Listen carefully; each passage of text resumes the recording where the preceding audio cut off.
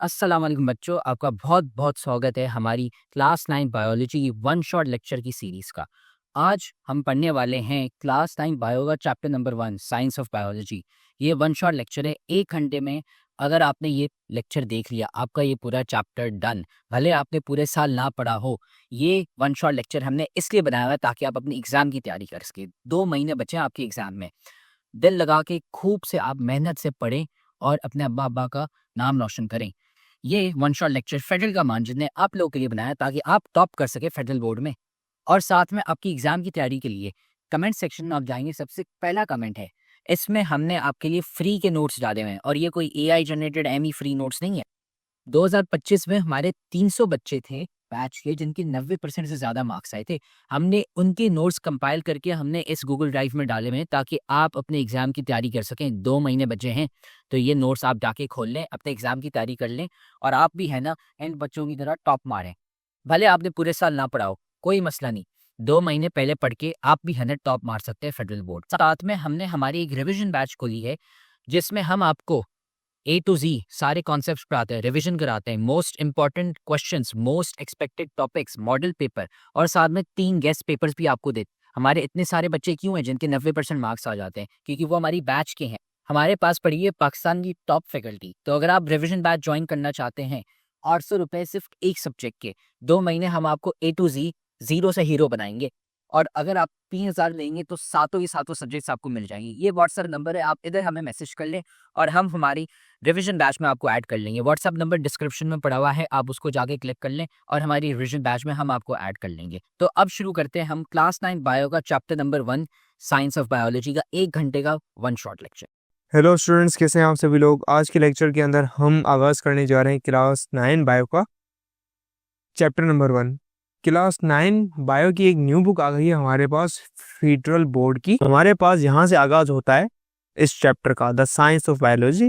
And ऊपर आप तरह तरह के जानवर देख सकते हैं, आप फ्लावर्स भी देख सकते हैं, ट्रीज भी देख सकते हैं। ठीक है, पहली जो चीज़ आती है, among all living organisms the humans are, भाई सिंपल थिंग इज डैट कि तमाम लिविंग ऑर्गेनिज्म क्या होते हैं? तमाम जानदार। तमाम जानदारों में जो ह्यूमंस होते हैं ना, वो इंटेलिजेंट वंस होते हैं। इंटेलिजेंट वंस मतलब वो जो कि समझ सकते हैं, सोच सकते हैं, और इन्होंने इस इंटेलिजेंस को यूज़ करके साइंस की डेवलपमेंट की और तरह तरह की चीज़ों के अंदर इजाफा किया। नॉलेज आई एंड एजुकेशन बढ़ी, साइंस आई, हमने स्टडीज़ की, आर्ट्स आए, वगैरह वगैरह। और आज की आप टेक्नोलॉजी देख ही सकते हैं, एआई का दौर आ चुका है। Introduction to biology. भाई सबसे पहली बात, साइंस क्या होती है? साइंस है क्या चीज़? बेसिकली साइंस का वर्ड आया है साइंसिया से, जिसकी मीनिंग होती है नॉलेज, जानना, टू नो। एंड जब आप बेसिकली हमारे अंदर ना, हमारी जो एवोल्यूशन हुई ना, हमारी जो शुरू से चेंजेस आ रहे हैं, हमें शुरू से ही वाई हाउ का आदत होता था कि कोई चीज़ क्यों काम कर रही है, ऐसा क्यों होता है और कैसे होता है। हमें शुरू से ही अंदर से एक जस्तुजू होती थी, हमें एक क्यूरियोसिटी होती थी कि ये चीज़ ऐसे क्यों कर रही है। तो हम सवाल करते थे। हम ह्यूमंस इंटेलिजेंट क्यों हैं? क्योंकि हम सवाल करते थे। भाई इंसान क्या है? सवाल करने वाला। अगर वो बंदा जो सवाल नहीं कर रहा, वो एक मुर्दा इंसान है। एक मशहूर कहना है, कहावत है उर्दू के अंदर, वो इंसान जो के सवाल नहीं करता ना, वो एक मुर्दा इंसान है। बिकॉज एक जानवर होता है ना, वो सिर्फ हाँ हाँ कर रहा होता है। एक डम बंदा होता है, हाँ हाँ कर रहा होता है, जस्ट बिलीव कर रहा होता है। तो that is not intelligence. Intelligence क्या है?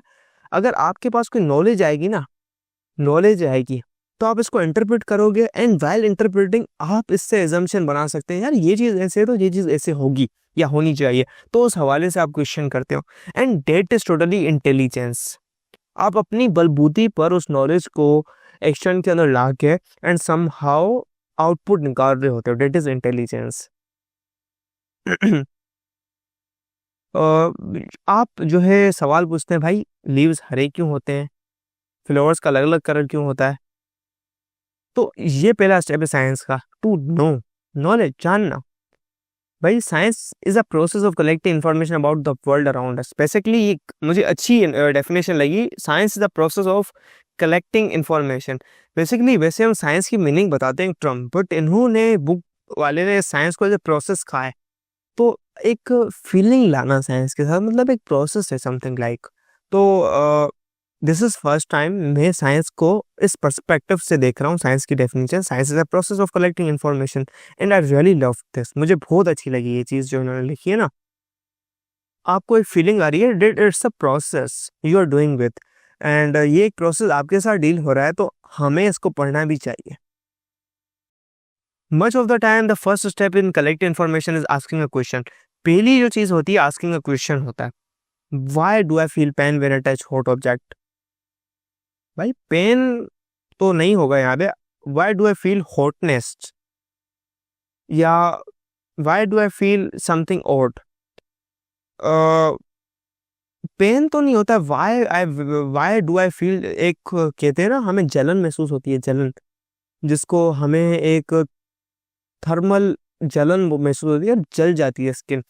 तो ये होना चाहिए, वाई डू आई फील, कि आपको जलन क्यों फील होती है जब आप गर्म ऑब्जेक्ट को, पेन, नॉट एवरी टाइम आपको पेन हो, बट आपको जलन महसूस होती है। Making observation, asking question, trying to find out answers is what science all about. Science किसके है? एंड बेसिकली आप सवाल पूछते हो एंड देन एक्सपेरिमेंट करते हो, जानते हो कि ऐसा क्यों हो रहा होता है। The study of science help us to answer the how, what, where, why of our surroundings. भाई हमें सवाल आते हैं व्हाई, हाउ, वेयर, व्हाट, कैसे, क्या है, क्यों है, किधर है, सारों का जवाब कैसे पता चलेगा? क्वेश्चन करेंगे, हम ऑब्जर्वेशन करेंगे, एक्सपेरिमेंट्स करेंगे, and then we will know कि क्या चल रहा है। First thing is that definition of biology. Bio की डेफिनेशन क्या है? बायो का जो वर्ड है वो दो लफ्ज से मिलकर बना है। बायो का अल्फाज दो से मिलकर बना है, एक है बायो, बायो का वर्ड है बायोस, और लॉजी। लॉजी की मीनिंग क्या होती है? बेसिकली लॉजी मतलब होता है स्टडी, थॉट, रीजनिंग करना, स्टडी करना। और बायोस की मीनिंग होती है आपके पास लाइफ, बायो लाइफ। तो लाइफ की study, the study of life, the reasoning of life, the thoughts about regarding life is called biology. Biology is the study of living organisms. ये basically living organisms की study होती है। It helps us to explain how living things relate to one another and to their surroundings. So ये था हमारे पास bio का। Quranic instruction to reveal the study of life. भाई कुरान और बायो का क्या ताल्लुकात है? कुरान का बायो के साथ क्या ताल्लुकात है? आई डोंट थिंक सो उसको पढ़ना ज़रूरी है, बट हमारे कोर्स का पार्ट है, सो डेट्स वाई पढ़ना पड़ेगा, पड़ेगा।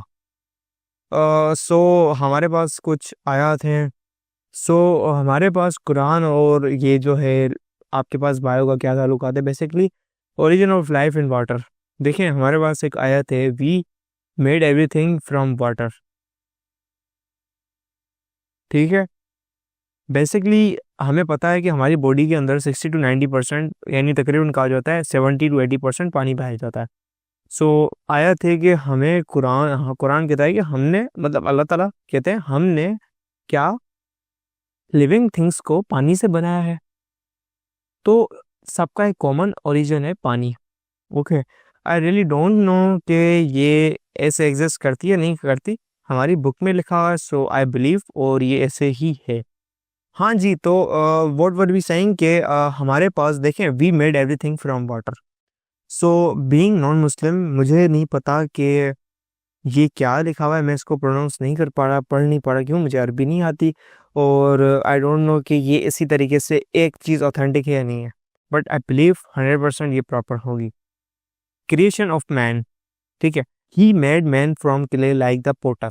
पोटर कहते हैं भाई बर्तन बनाने वाले को, एक जस्ट लाइक एक पोटर होता है ना, वो जो बर्तन बना रहा होता है मिट्टी के, जो आपको मटके मिलते हैं, और जो है आपको प्यालियाँ मिलती हैं भट्टी में पकी हुई मटके वाली। तो अल्लाह ताला फरमाते हैं हमने तुम सब लोगों को मिट्टी से पैदा किया है, ठीक है।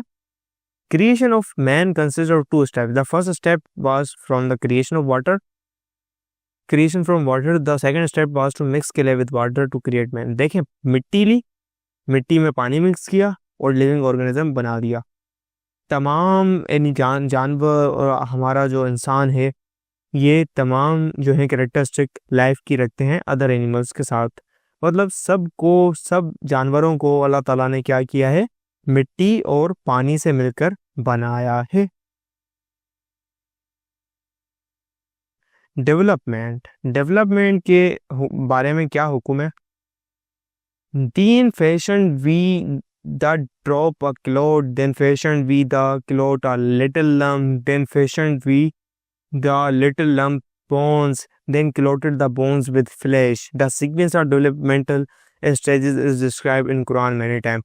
कि भाई उन्होंने एक कतरे से, एक जो है बूंद से एक जानवर बनाया, ठीक है, एक क्लोड बनाया लिटिल लम्प का।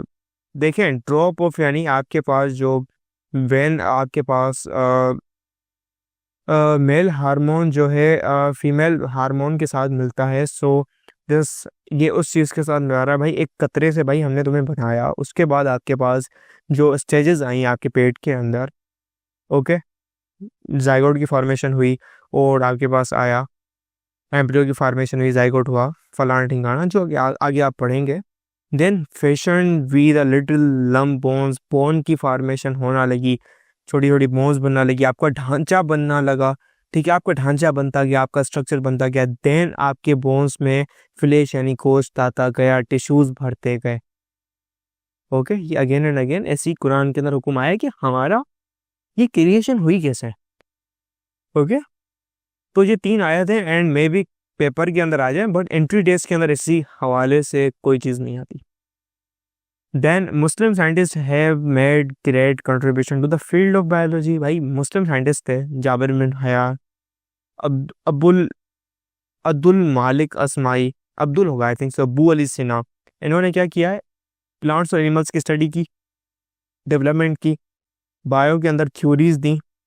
मुस्लिम साइंटिस्ट का बहुत बहुत बड़ा रोल है। पहली बात तो बायो की पहले सबसे बड़ी कैटेगरी पे डिवीजन की गई है। बायो की 3 डिवीजन्स होती हैं। पहली होती है बोटनी, दूसरी है जूलॉजी और तीसरी है माइक्रोबायो। बोटनी का वर्ड बोटान से आया है, जिसकी मीनिंग होती है हर्ब्स, शाक, जड़ी बूटियाँ। जड़ी बूटियाँ हमें मिलती हैं प्लांट्स से, तो ये प्लांट्स को रेफर करता है और बोटनी के अंदर स्टडी होती है प्लांट्स की स्टडी। दूसरी आती है जूलॉजी, जू का वर्ड आता है जून से, जिसकी मीनिंग होती है चिड़ियाघर। चिड़ियाघर it relates to animals and zoo मतलब animal, zoon and animals, logy मतलब स्टडी या रीजनिंग, तो स्टडी ऑफ एनिमल्स इसका जूलॉजी। तीसरा है माइक्रोबायोलॉजी। माइक्रो कहते हैं वो चीज़ जो बहुत छोटी है, जिसको आप नेकेड आई से, आम आंख से नहीं देख सकते हो, इतनी छोटी है जिसको आप सिर्फ माइक्रोस्कोप से ही देख सकते हो। तो माइक्रोस्कोप से दिखने वाली चीज़ों ऑर्गेनिजम्स को लाइफ की स्टडी होती है माइक्रोबायोलॉजी के अंदर। फॉर एग्जांपल बैक्टीरिया को आप नहीं देख सकते, वायरस हो गया, फंजाई हो गया, पैरासाइट्स हो गए, और व्हाटएवर जिसको आप नहीं देख सकते वो होती है माइक्रोबायोलॉजी के अंदर, ठीक है। अब ब्रांचेस आ जाती हैं बायो की। बायो की कितनी ब्रांचेस हैं यहाँ पर हमारे पास, कितनी मेंशन है, 15 ब्रांचेस। कितनी है हमारी बुक के अंदर, 15 ब्रांचेस। तो ये सारों को हम पढ़ेंगे डिटेल के अंदर। न्यू 2 चीज़ें जो है न्यू आई हैं, मेरीन बायोलॉजी और पैथोलॉजी, जो कि हमारे सिंध बोर्ड के अंदर अवेलेबल नहीं है, बट एनबीएफ के अंदर, फेडरल बोर्ड के अंदर न्यू आ गई हैं। तो इसको हमें कॉन्सेप्चुअली अंडरस्टैंड करना होगा। तो पहली आ जाती है मॉर्फोलॉजी। बेसिकली मॉर्फोलॉजी क्या ब्रांच से अटेंड करती है। मॉर्फोलॉजी का जो वर्ड है, मॉर्फ की मीनिंग होती है फॉर्म। मॉर्फ कहते हैं हम फॉर्म को, किसी चीज़ की सूरत, फॉर्म, और लॉजी कहते हैं स्टडी फॉर्म की। अब बेसिकली मॉर्फोलॉजी होती है एक्सटर्नल फॉर्म की स्टडी। मॉर्फोलॉजी यानी आउटर फॉर्म, इंटरनल फॉर्म नहीं, आउटर फॉर्म। कैसे आउटर फॉर्म भाई, किसी चीज़ की साइज़ कैसी है, आपकी बॉडी बाहर से कैसे दिखती है। मॉर्फोलॉजी मतलब आपके हाथ का शेप कैसे है, आपके पाँव का शेप कैसा है, आपके जो है फेस का शेप कैसा है, तो इसकी स्टडी, शेप, साइज़ कितनी है और कलर क्या है, उसकी स्टडी होती है। एनिमल्स, प्लांट्स और माइक्रोऑर्गेनिजम्स की, वो होती है मॉर्फोलॉजी। मॉर्फोलॉजी भाई प्लांट, फ्लोरिंग प्लांट की क्या होती है, रूट हो गई, स्टीम हो गई, लीव्स हो गए, flower, fruit. Dental structure in human is an example of human for morphology. Dental structure कहते हैं आपके दांतों वाला स्ट्रक्चर क्या होता है, मॉर्फोलॉजी होती है बाहरी। भाई मॉर्फोलॉजी यानी आप बगैर काट कर आप बाहर से उसको स्टडी करो। तो कुछ चीज़ें आप कहते हैं इंटरनल मॉर्फोलॉजी, एक होती है एक्सटर्नल मॉर्फोलॉजी, एक होती है इंटरनल मॉर्फोलॉजी। इंटरनल मॉर्फोलॉजी क्या होती है, आपके बॉडी के अंदर जो चीज़ अवेलेबल है। फॉर सपोज हार्ट है, दिल, आपने दिल निकाल लिया, तो ये है इंटरनल मॉर्फोलॉजी। क्या, अंदर के आज़ाओं की स्टडी करो। कैसे करो, मतलब अंदर के आज़ाओं की भी बाहर से स्टडी करो। आपने हार्ट की शेप देखी, बाहर से देखा ये 4 टुकड़े हैं, बाहर से देखा इसका कलर कितना है, बाहर से देखा इसका वेट है 200 ग्राम, और बाहर से देखा कलर है रेड, और 4 ट्यूब के सेक्शंस हैं। बाहर से सारा देखा, टिश्यू घेरे हुए हैं, और आपके पास किस टाइप का स्ट्रक्चर है, आपके पास एक बॉल टाइप का स्ट्रक्चर है, आपने देखा। ये है एक्सटर्नल मॉर्फोलॉजी। आपने हार्ट को नहीं काटा, हार्ट को आपने काटा अंदर से, चीरा अंदर अंदर क्या है, नहीं, हार्ट की भी बाहर से स्टडी की है, तो हार्ट की फॉर्म अंडरस्टैंड किया, शेप अंडरस्टैंड किया, that is also morphology. But internal, generally speaking के मॉर्फोलॉजी क्या होती है भाई, एक्सटर्नल स्टडी, आपकी ह्यूमन बॉडी की, एनिमल की, क्या कलर है, कितनी साइज है, किस तरह का दिखता है, वगैरह वगैरह। एनाटॉमी क्या होती है, इंटरनल स्ट्रक्चर की आपके पास स्टडी होती है, ठीक है। इंटरनल स्ट्रक्चर की कहते हैं हम एनाटॉमी कहते हैं। Anatomy is also called internal morphology. भाई एनाटॉमी को हम इंटरनल मॉर्फोलॉजी भी कहते हैं। Basically this is not the case आपके पास। हाँ यार, बेसिकली एनाटॉमी डील करती है भाई आज़ा के भी अंदर, जो आज़ा होता है उसको स्टडी करना। अगर आपने हार्ट को कट आउट कर दिया, हार्ट के अंदर की स्टडी की, वो इंटरनल मॉर्फोलॉजी कहलाएगा, ठीक है। बट एनाटॉमी इज सिंपली कि आप उसको कट करो एंड देन ओपन करो। Getting my point? तो आपके पास मसल्स हो गए, हार्ट हो गया, ब्रेन हो गया, किडनीज हो गए, इसकी अंदर से स्टडी करो यार। तो that is morphology, anatomy. Internal morphology के अंदरूनी चीजों की आउटर स्टडी करो, ओके। फिजियोलॉजी क्या है भाई, the study of functions of various organs of organism is called physiology. Basically यार, ऊपर वाला जो दूसरी चीज थी ना एनाटॉमी, जो इधर इन्होंने लिखा हुआ है इसको मानो। मैंने जो कॉन्सेप्ट दिया ना वो मेडिकल साइंसेज के हिसाब से दिया। मेडिकल साइंसेज के अंदर क्या डेफिनेशन होती है, और हकीकत आपके पास विकिपीडिया के अंदर क्या डेफिनेशन है, और आपके पास बाकी जगहों पर क्या है, जस्ट ये बुक के अंदर लिखा हुआ है, तो आपको एग्जाम के अंदर इस बात को मानना पड़ेगा। Then let's come to physiology. Physio का ये वर्ड है, ये देता है फंक्शन की मीनिंग। फिजियो की मीनिंग क्या है, फंक्शन, फंक्शंस की स्टडी करना। फंक्शन फिजियोलॉजी मतलब फंक्शंस की स्टडी करना। हाउ फंक्शन की भाई, फिजियोलॉजी कहते हैं कि भाई क्या चीज़ कैसे काम कर रही है। भाई ऑर्गन्स की स्टडी करना, ऑर्गन के फंक्शंस की, कोई चीज़ का क्या काम है उसको स्टडी करना। फिजियोलॉजी के अंदर हम समझते हैं भाई किडनी का क्या काम है, आपका हार्ट का क्या काम है, वो फिजियोलॉजी अंडरस्टैंड करती है। आपकी फोटोसिंथेसिस कैसे हो रही होती है, आपकी रेस्पिरेशन प्रोसेस कैसे हो रहा होता है, फिजियोलॉजी है भाई रेस्पिरेशन प्रोसेस की अंडरस्टैंडिंग करना। आपके ऑर्गन का क्या काम, आपका पैर है, आप लेग की स्टडी कर रहे हो, आपको कोई बोले लेग की फिजियोलॉजी क्या है, लेग का काम क्या है भाई, मूवमेंट करवाना, ठीक है, बॉडी को सपोर्ट करना, खड़ा करवाना, ये फिजियोलॉजी। हिस्टोलॉजी, हिस्टो का वर्ड देता है टिश्यूज की मीनिंग, लेयर्स की मीनिंग। हिस्टोलॉजी कहते हैं हम टिश्यूज की स्टडी को, कि भाई हमारी जो बॉडी है वो टिश्यू से मिलकर बनती है। हिस्टोलॉजी क्या होती है भाई, हमारा कौन सा हार्ट है, आपने हार्ट अंदर से खोल के देख लिया, एनाटॉमी निकाली हार्ट की, अब हार्ट के अंदर आपको मसल्स दिखते हैं, टिश्यूज दिखते हैं, अब ये किस टाइप का टिश्यूज के अंदर है और कैसे इसकी फॉर्मेशन हो रही है, वो आपको हिस्टोलॉजी के अंदर पढ़ते हैं।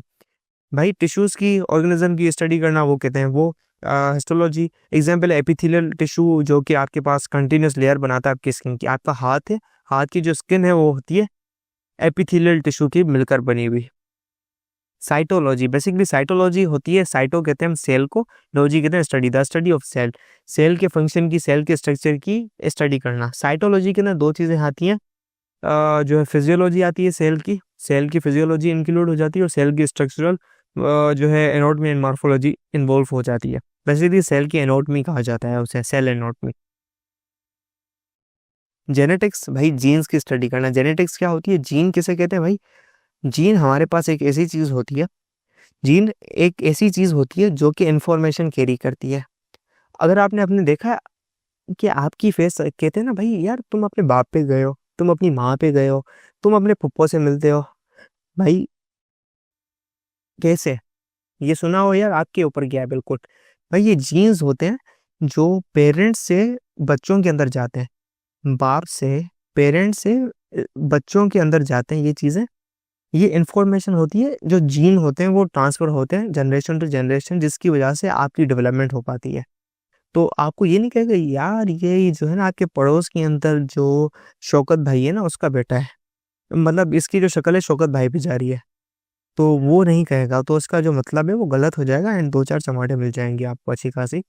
तो जो सीन है जेनेटिक्स का ये है कि भाई पेरेंट्स से जो इन्फॉर्मेशन है वो बच्चों में जाती है। क्यों भाई, डेवलपमेंट माँ के पेट में होती है, कैसे होती है, बाप की इन्फॉर्मेशन एंड माँ की इन्फॉर्मेशन कंबाइन टुगेदर, तो उसकी वजह से एक न्यू सेल बनता है जो कि हमारे बच्चे का सेल होता है, एंड वो ग्रो हो रहा होता है, हो रहा होता है, हो रहा होता है, एंड देन आपके पास एक फाइनल प्रोडक्ट मिलती है और जिसका आप नाम रखते हो Tillu Millu. Well, for example the plants having red flowers produce red flowers, भाई the white kids produce white kittens. Genetics क्या है यार? आपने कभी देखा है कि एक इंसान का जो बच्चा होता है वो इंसान होता है? कभी ये देखे कि अभी इंसान को कभी जो है खरगोश निकल गया, या इंसान का बेटा जो है बिल्ली हुआ है, या आपने कभी देखा है जो है पड़ोस के अंदर कुत्ता घूम रहा होता है आपकी गली के बाहर भाव भाव करने वाला, उसका बच्चा निकलता है तो वो इंसान निकला हो कभी? कुत्ते का बच्चा कुत्ता निकलता है, इंसान का बच्चा इंसान निकलता है, बिल्ली का बच्चा बिल्ली निकलता है, निकलती है, सॉरी। तो ऐसा क्यों होता है? मतलब जो है वही निकलता है, कोई और क्यों नहीं निकलता? This is all about genetics भाई। इन्फॉर्मेशन क्या है अंदर, जो इन्फॉर्मेशन भाई होगी वो बाहर वही निकालेगा, समझ रहे हो? जो चीज़ अंदर भरी हुई होगी वही बाहर निकलेगी। मोलिकुलर बायोलॉजी भाई, molecular biology is study of biology eight molecular level. भाई मोलिकुलर बायोलॉजी एक बड़ी चीज़ है। हमारी जो सेल है वो किससे मिलकर बना हुआ है? हमारा जो सेल है, आप फर्स्ट ईयर के अंदर, आप 9th के अंदर केमिस्ट्री पढ़ोगे, उसके अंदर मालिक्यूल पढ़ा होगा। बेसिकली एटम्स मिलके कंबाइन होके बनाते हैं मालिक्यूल्स, और ये मालिक्यूल्स मिलके बड़े मालिक्यूल्स मिलके आपस में एक बहुत बड़ा मालिक्यूल बनाते हैं जो कि होता है एक मैक्रो मालिक्यूल, और जिससे आपकी बॉडी का फंक्शन चल रहा होता है। आपकी बॉडी का फंक्शन कैसे चल रहा है, आपकी एनर्जी कैसे ट्रांसफॉर्म हो रही है, आपके पास सफाई कैसे हो रही है सिस्टम के अंदर, सारा काम ये मालिक्यूल्स कर रहे होते हैं। तो मालिक्यूलर लेवल पे क्या काम, कौन सा आइटम किससे साथ कंबाइन है, वो सारी स्टडी की जाती है मालिक्यूलर बायोलॉजी के अंदर। एम्ब्रियोलॉजी, बेसिकली एम्ब्रियोलॉजी स्टडी होती है development of embryology is the study of the development of an organism from a fertilized egg। Basically embryology, embryo कहते हैं भाई जब फादर का सेल, मेल सेल आपस में, मेल सेल कंबाइन होता है फीमेल सेल के साथ। जस्ट मुझे नीचे लिखने दो यहाँ पर। जब भाई मेल का जो सेल होता है, एम सेल, मेल का सेल जब कंबाइन होता है एक फीमेल सेल के साथ, तो एक न्यू सेल बनाता है, हो गया जायगोट। जिसके बाद जो फॉर्मेशन होती है वो एम्ब्रियो की फॉर्मेशन हो रही होती है। वो जो एम्ब्रियो होता है वो आपका बच्चा होता है, आपके प्रोडक्ट होता है। उसके बाद उसकी डेवलपमेंट हो रही होती है, उस एम्ब्रियो डेवलप हो रहा होता है, वो एम्ब्रियो बढ़ रहा होता है। तो उसकी डेवलपमेंट की स्टडी, वो किस टाइप का एम्ब्रियो, वो उसको कहते हैं एम्ब्रियोलॉजी। ठीक है, उस एम्ब्रियो की स्टडी, वो फर्टिलाइज जो एग बनता है ना, उसकी स्टडी होती है। बेसिकली आपके जो फीमेल के अंदर होते हैं वो होते हैं एग्स, और जो है आपके पास मेल सेल होता है स्पर्म। तो बेसिकली होता क्या है, ये आपके पास मेल के जो सेल्स होते हैं वो जाके इसको फर्टिलाइज करते हैं, ये जाके इस पे अटैक करते हैं somehow, and you don't have to care about that how it happens. तो समहाउ ये जाके अटैक करते हैं एंड इसको फर्टिलाइज करते हैं। फर्टिलाइज का मकसद करना, इसके साथ मिक्स हो जाते हैं एंड एक न्यू प्रोसेस स्टार्ट कर देते हैं। तो वो क्या होती है, वो एम्ब्रियो की फॉर्मेशन होती है, जाइगोट फॉर्मेशन होती है, उससे एम्ब्रियो बनता है और उसके बाद उसकी डेवलपमेंट होना शुरू हो जाती है। ठीक है, ये जो प्रोसेस होता है ना वाइल के एम्ब्रियो बनने तक का जो प्रोसेस होता है, वो आपके पास फर्टिलाइजेशन का प्रोसेस, एम्ब्रियो का प्रोसेस, ये इतने पार्ट को हम एम्ब्रियोलॉजी के अंदर स्टडी कर रहे होते हैं। और एम्ब्रियोलॉजी के बाद जब डेवलपमेंट होना शुरू हो जाती है उसको हम पढ़ते हैं डेवलपमेंट बायोलॉजी के अंदर, डेवलपमेंटल बायोलॉजी। ठीक है, then let's come to palaeontology. What is palaeontology? Palaeontology study होती है पुराने ऑर्गेनिजम्स की फोसिल्स के तहत। फोसिल्स कहते हैं remainings of organism, remaining of organism, किसी ऑर्गेनिज्म के हड्डे रह गए, या आपने देखा है डायनासोर की स्टडी हम करते हैं, हमें कैसे पता चला इतने हजारों साल पहले डायनासोर होते थे? बेसिकली उनके हड्डे, हमें उनके टुकड़े मिले, उनके प्रिंट्स मिले, तो उस रिमेनिंग से, उस फॉसिल से हमें उनका पता चला, उसकी हिस्ट्री का पता चला, वो कैसे पढ़ते थे, क्या होता था, कितनी उम्र थी उनकी, सारी हमें पता चल गई। वो होती है पैलेंटोलॉजी। बहुत साल पहले, हजारों साल पहले कौन से ऑर्गेनिज्म होते थे और अभी वो नहीं है, just like dinosaurs. Taxonomy, taxonomy basically एक हेवी चीज़ है भाई। टैक्सोनॉमी सिंपल ये समझो, तीसरा चौथा चैप्टर इसके ऊपर आएगा। टैक्सोनॉमी कहते हैं नाम रखने की रस्म को। टैक्सोनॉमी क्या है? नाम रखने की रस्म को। जैसे आपके पास घर में बच्चा आता है ना, तो उसका नाम रखते हो कि इसका नाम ये, अगर घर के अंदर इतने ह्यूमंस हैं, सारे ह्यूमंस सेम है भाई, तमाम इंसानों का नाम क्या है? होमो सेपियंस। हम तमाम इंसान को कहते हैं भाई ये होमो सेपियंस हैं, लेकिन फिर भी हम इन तमाम सेम ऑर्गेनिज्म का नाम रखा हुआ है जैसे हम उनको जान सके, ठीक है। तो इसी हिसाब से टेक्सोनॉमी होती है नाम करने की रस्म को, क्लासिफिकेशन की रस्म को, ठीक है। तो हम क्या करते हैं, ऑर्गेनिजम्स का नेम रखते हैं, तमाम अलग अलग, सेम ऑर्गेनिज्म का नहीं, तमाम डिफरेंट टाइप का ऑर्गेनिज्म का, जो आपके पास डिफरेंट टाइप की बिल्लियां हैं, मेंढक हैं, इंसान है, इंसान तो एक ही टाइप का है, और उसके अलावा जानवर हैं, प्लांट्स हैं, उनके नाम रखने की रस्म को कहते हैं टैक्सोनॉमी। और उस हिसाब से नाम रखते हैं कि हमें उनके नाम से अच्छी खासी उनकी इन्फॉर्मेशन पता चल जाए। तो टैक्सोनॉमी की डिटेलिंग आप पढ़ेंगे, क्लासिफिकेशन क्या है, ग्रुप्स और किंगडम वगैरह, फाइलम सब पढ़ोगे। इकोलॉजी भाई, इको कहते हैं हम इकोसिस्टम एनवायरनमेंट को, भाई इंटर रिलेशनशिप होता है ऑर्गेनिज्म का एनवायरनमेंट के साथ, एक ऑर्गेनिज्म का उसके एनवायरनमेंट के साथ क्या लिंक है वो होता है इकोलॉजी के अंदर स्टडी। कैसे होता है, इसको हम एनवायरमेंटल बायोलॉजी भी कहते हैं भाई। ह्यूमन नहीं, लिविंग ऑर्गेनिज्म का एनवायरनमेंट के साथ क्या ताल्लुकात है, इकोलॉजी के साथ क्या ताल्लुकात है, वो है। जैसे भाई आपके पास, हम इसके अंदर फॉरेस्ट, डेजर्ट, लेक्स, पॉन्ड्स, और आपके पास एटमॉस्फेयर की लेयर्स की स्टडी करते हो तुम लोग भाई। आपका जो एनवायरमेंटल सिस्टम है, ठंडे आइस वाले जो एरिया होते हैं बर्फानी, और आपके पास नॉर्मल ग्रास लैंड्स हो गई, इन चीज़ों की स्टडी करते हो इकोलॉजी की। भाई एक ह्यूमन है ना, वो डिपेंड करता है एनवायरनमेंट पे भाई। हम ऑक्सीजन ले रहे होते हैं, कार्बन डाइऑक्साइड निकाल रहे होते हैं, हमें पानी चाहिए, सनलाइट चाहिए, तो हम डिपेंडेंट है लिविंग ऑर्गेनिज्म नॉन लिविंग के साथ, बायोटिक एबायोटिक के साथ लिंक होता है, इसकी वजह से इसकी नीड है हमें।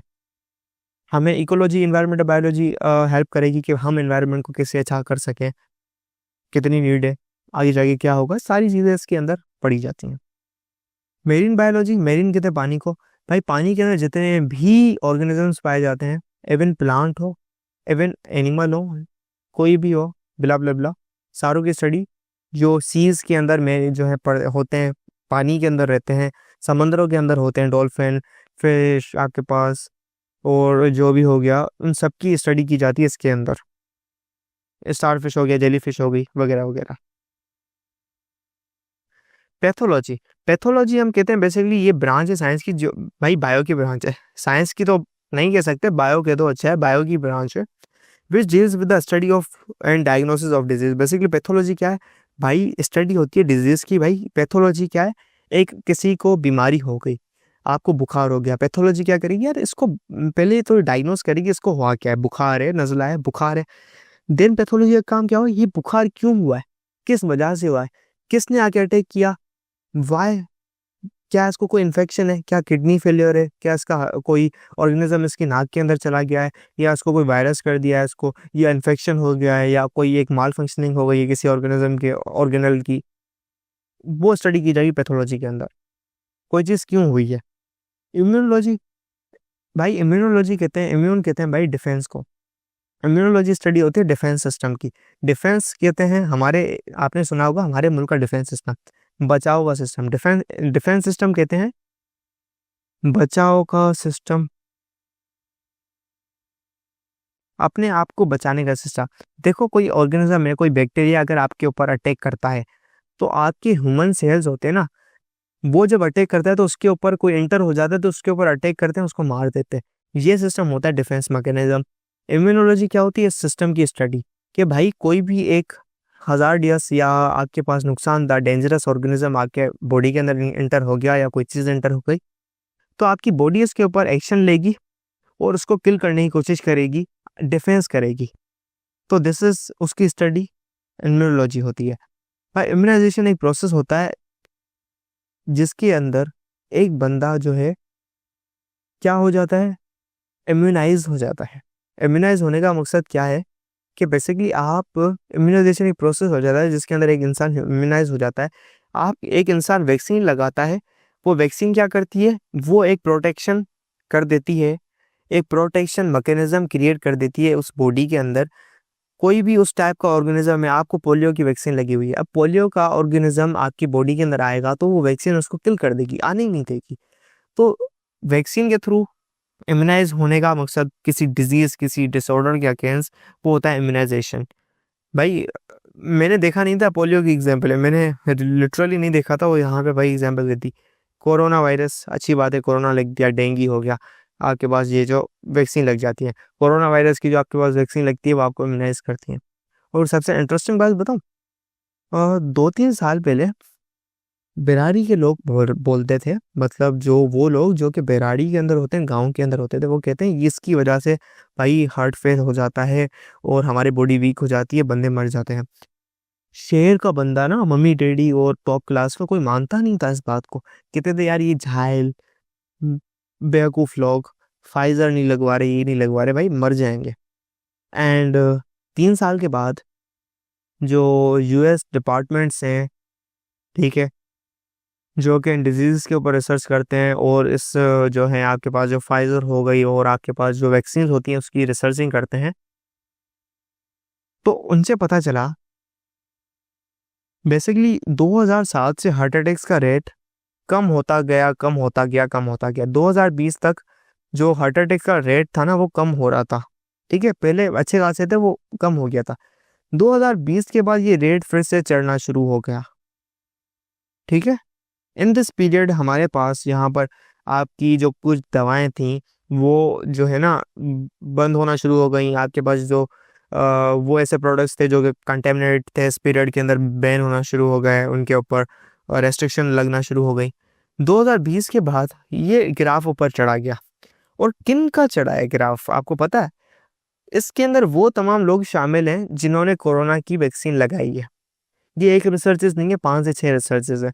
आपके कैंसर के कॉजेज हो गए, हार्ट अटैक का भाई आपको बहुत खतरनाक लेवल का हो गया है, किसका भाई? अंडर एज आपको जो है 30-25 ईयर्स, 32 ईयर्स का बंदा।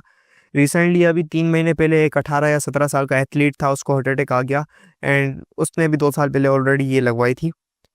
एंड राइट नाउ ये डिक्लेयर कर गया, ये जो वैक्सीन लगी हैं, ये बंदे के अंदर एक वैक्सीन होती है, वो 2 साल की उनका टाइम होता है, इसके बाद वो ख़त्म हो जाती है।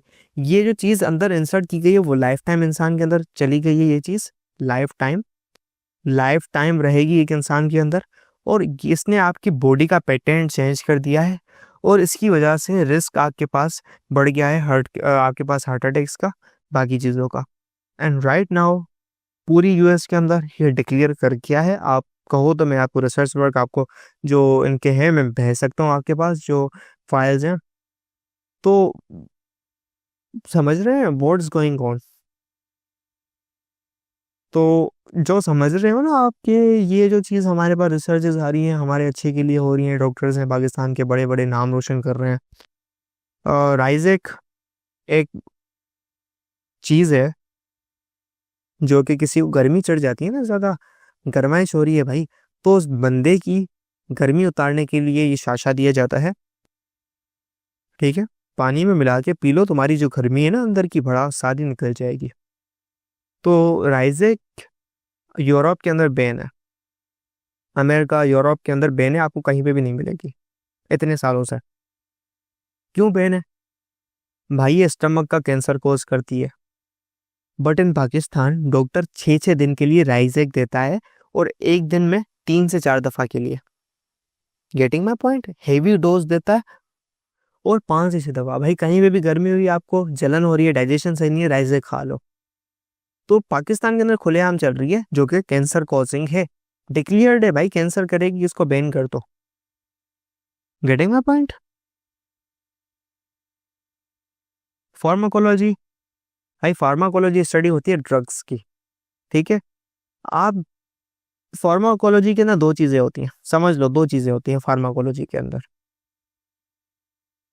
आपकी जो ड्रग है उसकी स्टडी की जाती है, ड्रग का काम क्या है।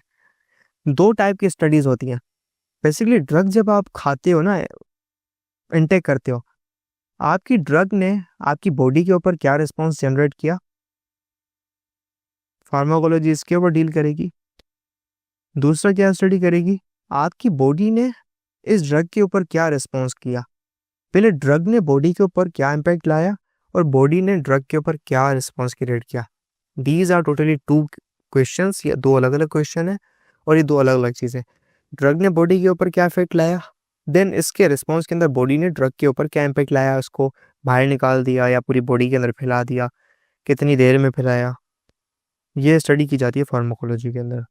सो एस्पायरिन भाई एक ड्रग है जो कि भाई पेन वगैरह को ट्रीट करती है, some of fever and basically inflammation के लिए यूज़ होती है, जनरली स्पीकिंग भाई इन्फ्लामेशन के लिए। दूसरी टाइप की है मॉर्फिन, इंसुलिन, पेंसिलिन, जो ड्रग्स हैं आपके पास, सिट्रोजाइन, वॉट एवर, जो भी कह लो, सारी ड्रग्स हैं फार्माकोलॉजी। ड्रग का मकसद ये नहीं है कि वो कोई स्मगलिंग वाली चीज़ है, ब्लैक मार्केटिंग की चीज़ है जो कि आप CID वगैरह के अंदर देख रहे होती है। ड्रग्स ड्रग है इनके पास, ड्रग की कोई गलत मीनिंग नहीं है। बायो के अंदर जिस टाइप की जो ड्रग होती है उसको कहते हैं गोली या दवा। दो टाइप की ड्रग होती है, एक होती है वाइट ड्रग, एक होती है ब्लैक ड्रग। ठीक है, वाइट ड्रग होती है नॉर्मल जो आप यूज़ कर रहे होते हैं, ब्लैक ड्रग होती है जो कि आपके पास जो गलत होती है और जिसकी आपके पास क्या करते हैं, आप स्मगलिंग कर रहे होते हैं और जो कि जो नशे वाली चीज़ें होती हैं वो होती हैं ब्लैक ड्रग्स। नाउ फार्माकोलॉजी का वर्ड है, वो वर्ड फार्मा कौन से आया, जिसकी मीनिंग होती है ड्रग एंड पॉइजन, और इनकी जो मीनिंग आती है लॉजी के साथ, लोगिया के, लोगोस जिसे कहते हैं हम। Basically this is not लॉजिया, this is logos, जिसकी मीनिंग होती है study of knowledge of drugs. अब आप कहोगे सर पॉइजन कहते हैं जहर को, और जहर मतलब सर ये जो हम खा रहे हैं जहर है क्या? बेटा जहर की मीनिंग पता है क्या होती है? बेसिकली जहर खुद एज ए ट्रीटमेंट किसी चीज़ को ट्रीट के लिए इस्तेमाल किया जाता है। कैसे इस्तेमाल किया जाता है? बहुत लो क्वांटिटी के अंदर। आप पढ़ोगे, अगर आप क्या कहते हैं, होम्योपैथी के अंदर हम जहर इस्तेमाल करते हैं सांपों के डिफरेंट टाइप्स के, कितनी बहुत ही कम जो है ना कंसंट्रेशन के अंदर, मतलब एक बूंद जहर को, एक छोटी सी बूंद को 1 ml 1 cc जो है ना, आप जहर को मिक्स कर देते हैं तकरीबन 10 लीटर पानी के साथ, एंड उस 1 cc जो है ना 10 लीटर में से आप जो है 5 ml निकालते हैं, उस 5 ml को अगेन आप 5 लीटर के अंदर मिक्स कर देते हैं और देन उसको जो है ना ड्रग बना के डोजेज देते हैं। उस 5 लीटर में से पेशेंट को देते हैं भाई 2 कतरे सुबह को, 2 कतरे रात को आप पी लें। तो ये इतना हल्का होता है कि भाई इम्पैक्ट नहीं होता, लेकिन इसके अंदर पेटेंट होता है आपके पॉइजन का, जिसकी वजह से आपके पास रीट्रीटमेंट होना शुरू हो जाती है। आपका जो डिसऑर्डर आया है, वो जो सीक्वेंसिंग चेंज हुई है जिसकी वजह से और डिसऑर्डर कोज हुआ है आपको। फॉर एग्जांपल हम कहते हैं कि किसी को आपके पास डायबिटीज़ हो गया है। बेसिकली डायबिटीज़ क्यों होता है? क्योंकि आपके पास जो जो सेल है ना, सेल के पास एक पैटर्न होता है, वो पैटर्न समहाउ, जो पैटर्न है वो मिसऑर्डर में हो गया, वो पैटर्न मिसऑर्डर हो गया, क्या कुछ चेंजेस आ गए हैं उसके अंदर। तो इस चेंजिंग को रिवर्स करवाने के लिए हम पॉइजन देते हैं। ठीक है, आप होम्योपैथी के अंदर पढ़ेंगे, एंड 70 से 80% इसकी जो है ना ट्रीटमेंट होती है। मेडिकल साइंसेस के अंदर डायबिटीज़ की ट्रीटमेंट नहीं है हाई लेवल वाली, कोई इलाज नहीं है भाई, जबकि आपके पास होम्योपैथी अच्छी तरीके से इलाज करता है। क्या कैसे करता है? पॉइजन्स हैं, तरीक़ेकार हैं और कुछ प्रैक्टिसेस हैं कि भाई आपका ये जो मिसऑर्डर है ना, डिसऑर्डर, ऐसा क्यों हुआ? ये क्या करता है, इसको अगेन एंड अगेन रीट्रीट करके, इसकी सीक्वेंस को सेट करके जो आपका जो ऑर्गेनल है वो प्रॉपर फंक्शनिंग करना शुरू कर देता है। तो पॉइजन इज़ नॉट डेड कि आपका जहर है, पॉइजन को भी ट्रीटमेंट के अंदर इस्तेमाल किया जाता है। और आपको पता होना चाहिए कि हम सांपों से भी जो है ना अलग टाइप के कंपाउंड्स एंड ड्रग्स निकाल रहे होते हैं, एंड पार्शियल या टोटल सिंथेसिस के लिए ड्रग्स की। और साइड में लिखा हुआ है भाई कंप्यूटेशनल बायोलॉजी, राइट नाउ बहुत मशहूर है, जिसके अंदर आप जीनोम्स 3D स्ट्रक्चर बना रहे होते हैं। अभी तो RNA ट्रांसक्रिप्शन आ गई है, DNA ट्रांसक्रिप्शन हो गई है कि आपका जो मर्जी, आपको बच्चा भाई कालो चाहिए, अच्छा चाहिए, सफ़ेद चाहिए, लड़का चाहिए, लड़की चाहिए, आप कुछ भी एडिटिंग करवा सकते हो। मतलब अभी तो भाई बच्चों की भी एडिटिंग होती है बाहर मुल्क के अंदर, आप DNA RNA को एडिट करवा सकते हो जब बच्चा पेट के अंदर होता है। ठीक है, सो ये हमारे पास ऑल कॉन्सेप्ट था कि ब्रांचेस ऑफ बायोलॉजी क्या है। तो आज के लेक्चर के अंदर हम पढ़ने जा रहे हैं relationship of biology with other sciences. Bio का रिलेशन अदर साइंसेस के साथ क्या है, साइंसेस के साथ क्या, मतलब दूसरे डिफरेंट टाइप की साइंसेस है उसके साथ क्या रिलेशन है, फिजिक्स, केमिस्ट्री, मैथ वगैरह, फलाना ठिकाना, ये वो धूड़ छाई, क्या सीन है इनका, चिल है, ठंडा है, वॉट एवर। बेसिकली बायो को हम इंटरडिसिप्लिनरी सब्जेक्ट कहते हैं। इंटरडिसिप्लिनरी मतलब वो सब्जेक्ट जो कि बहुत सारे डिसिप्लिन्स के साथ लिंक के अंदर होता है।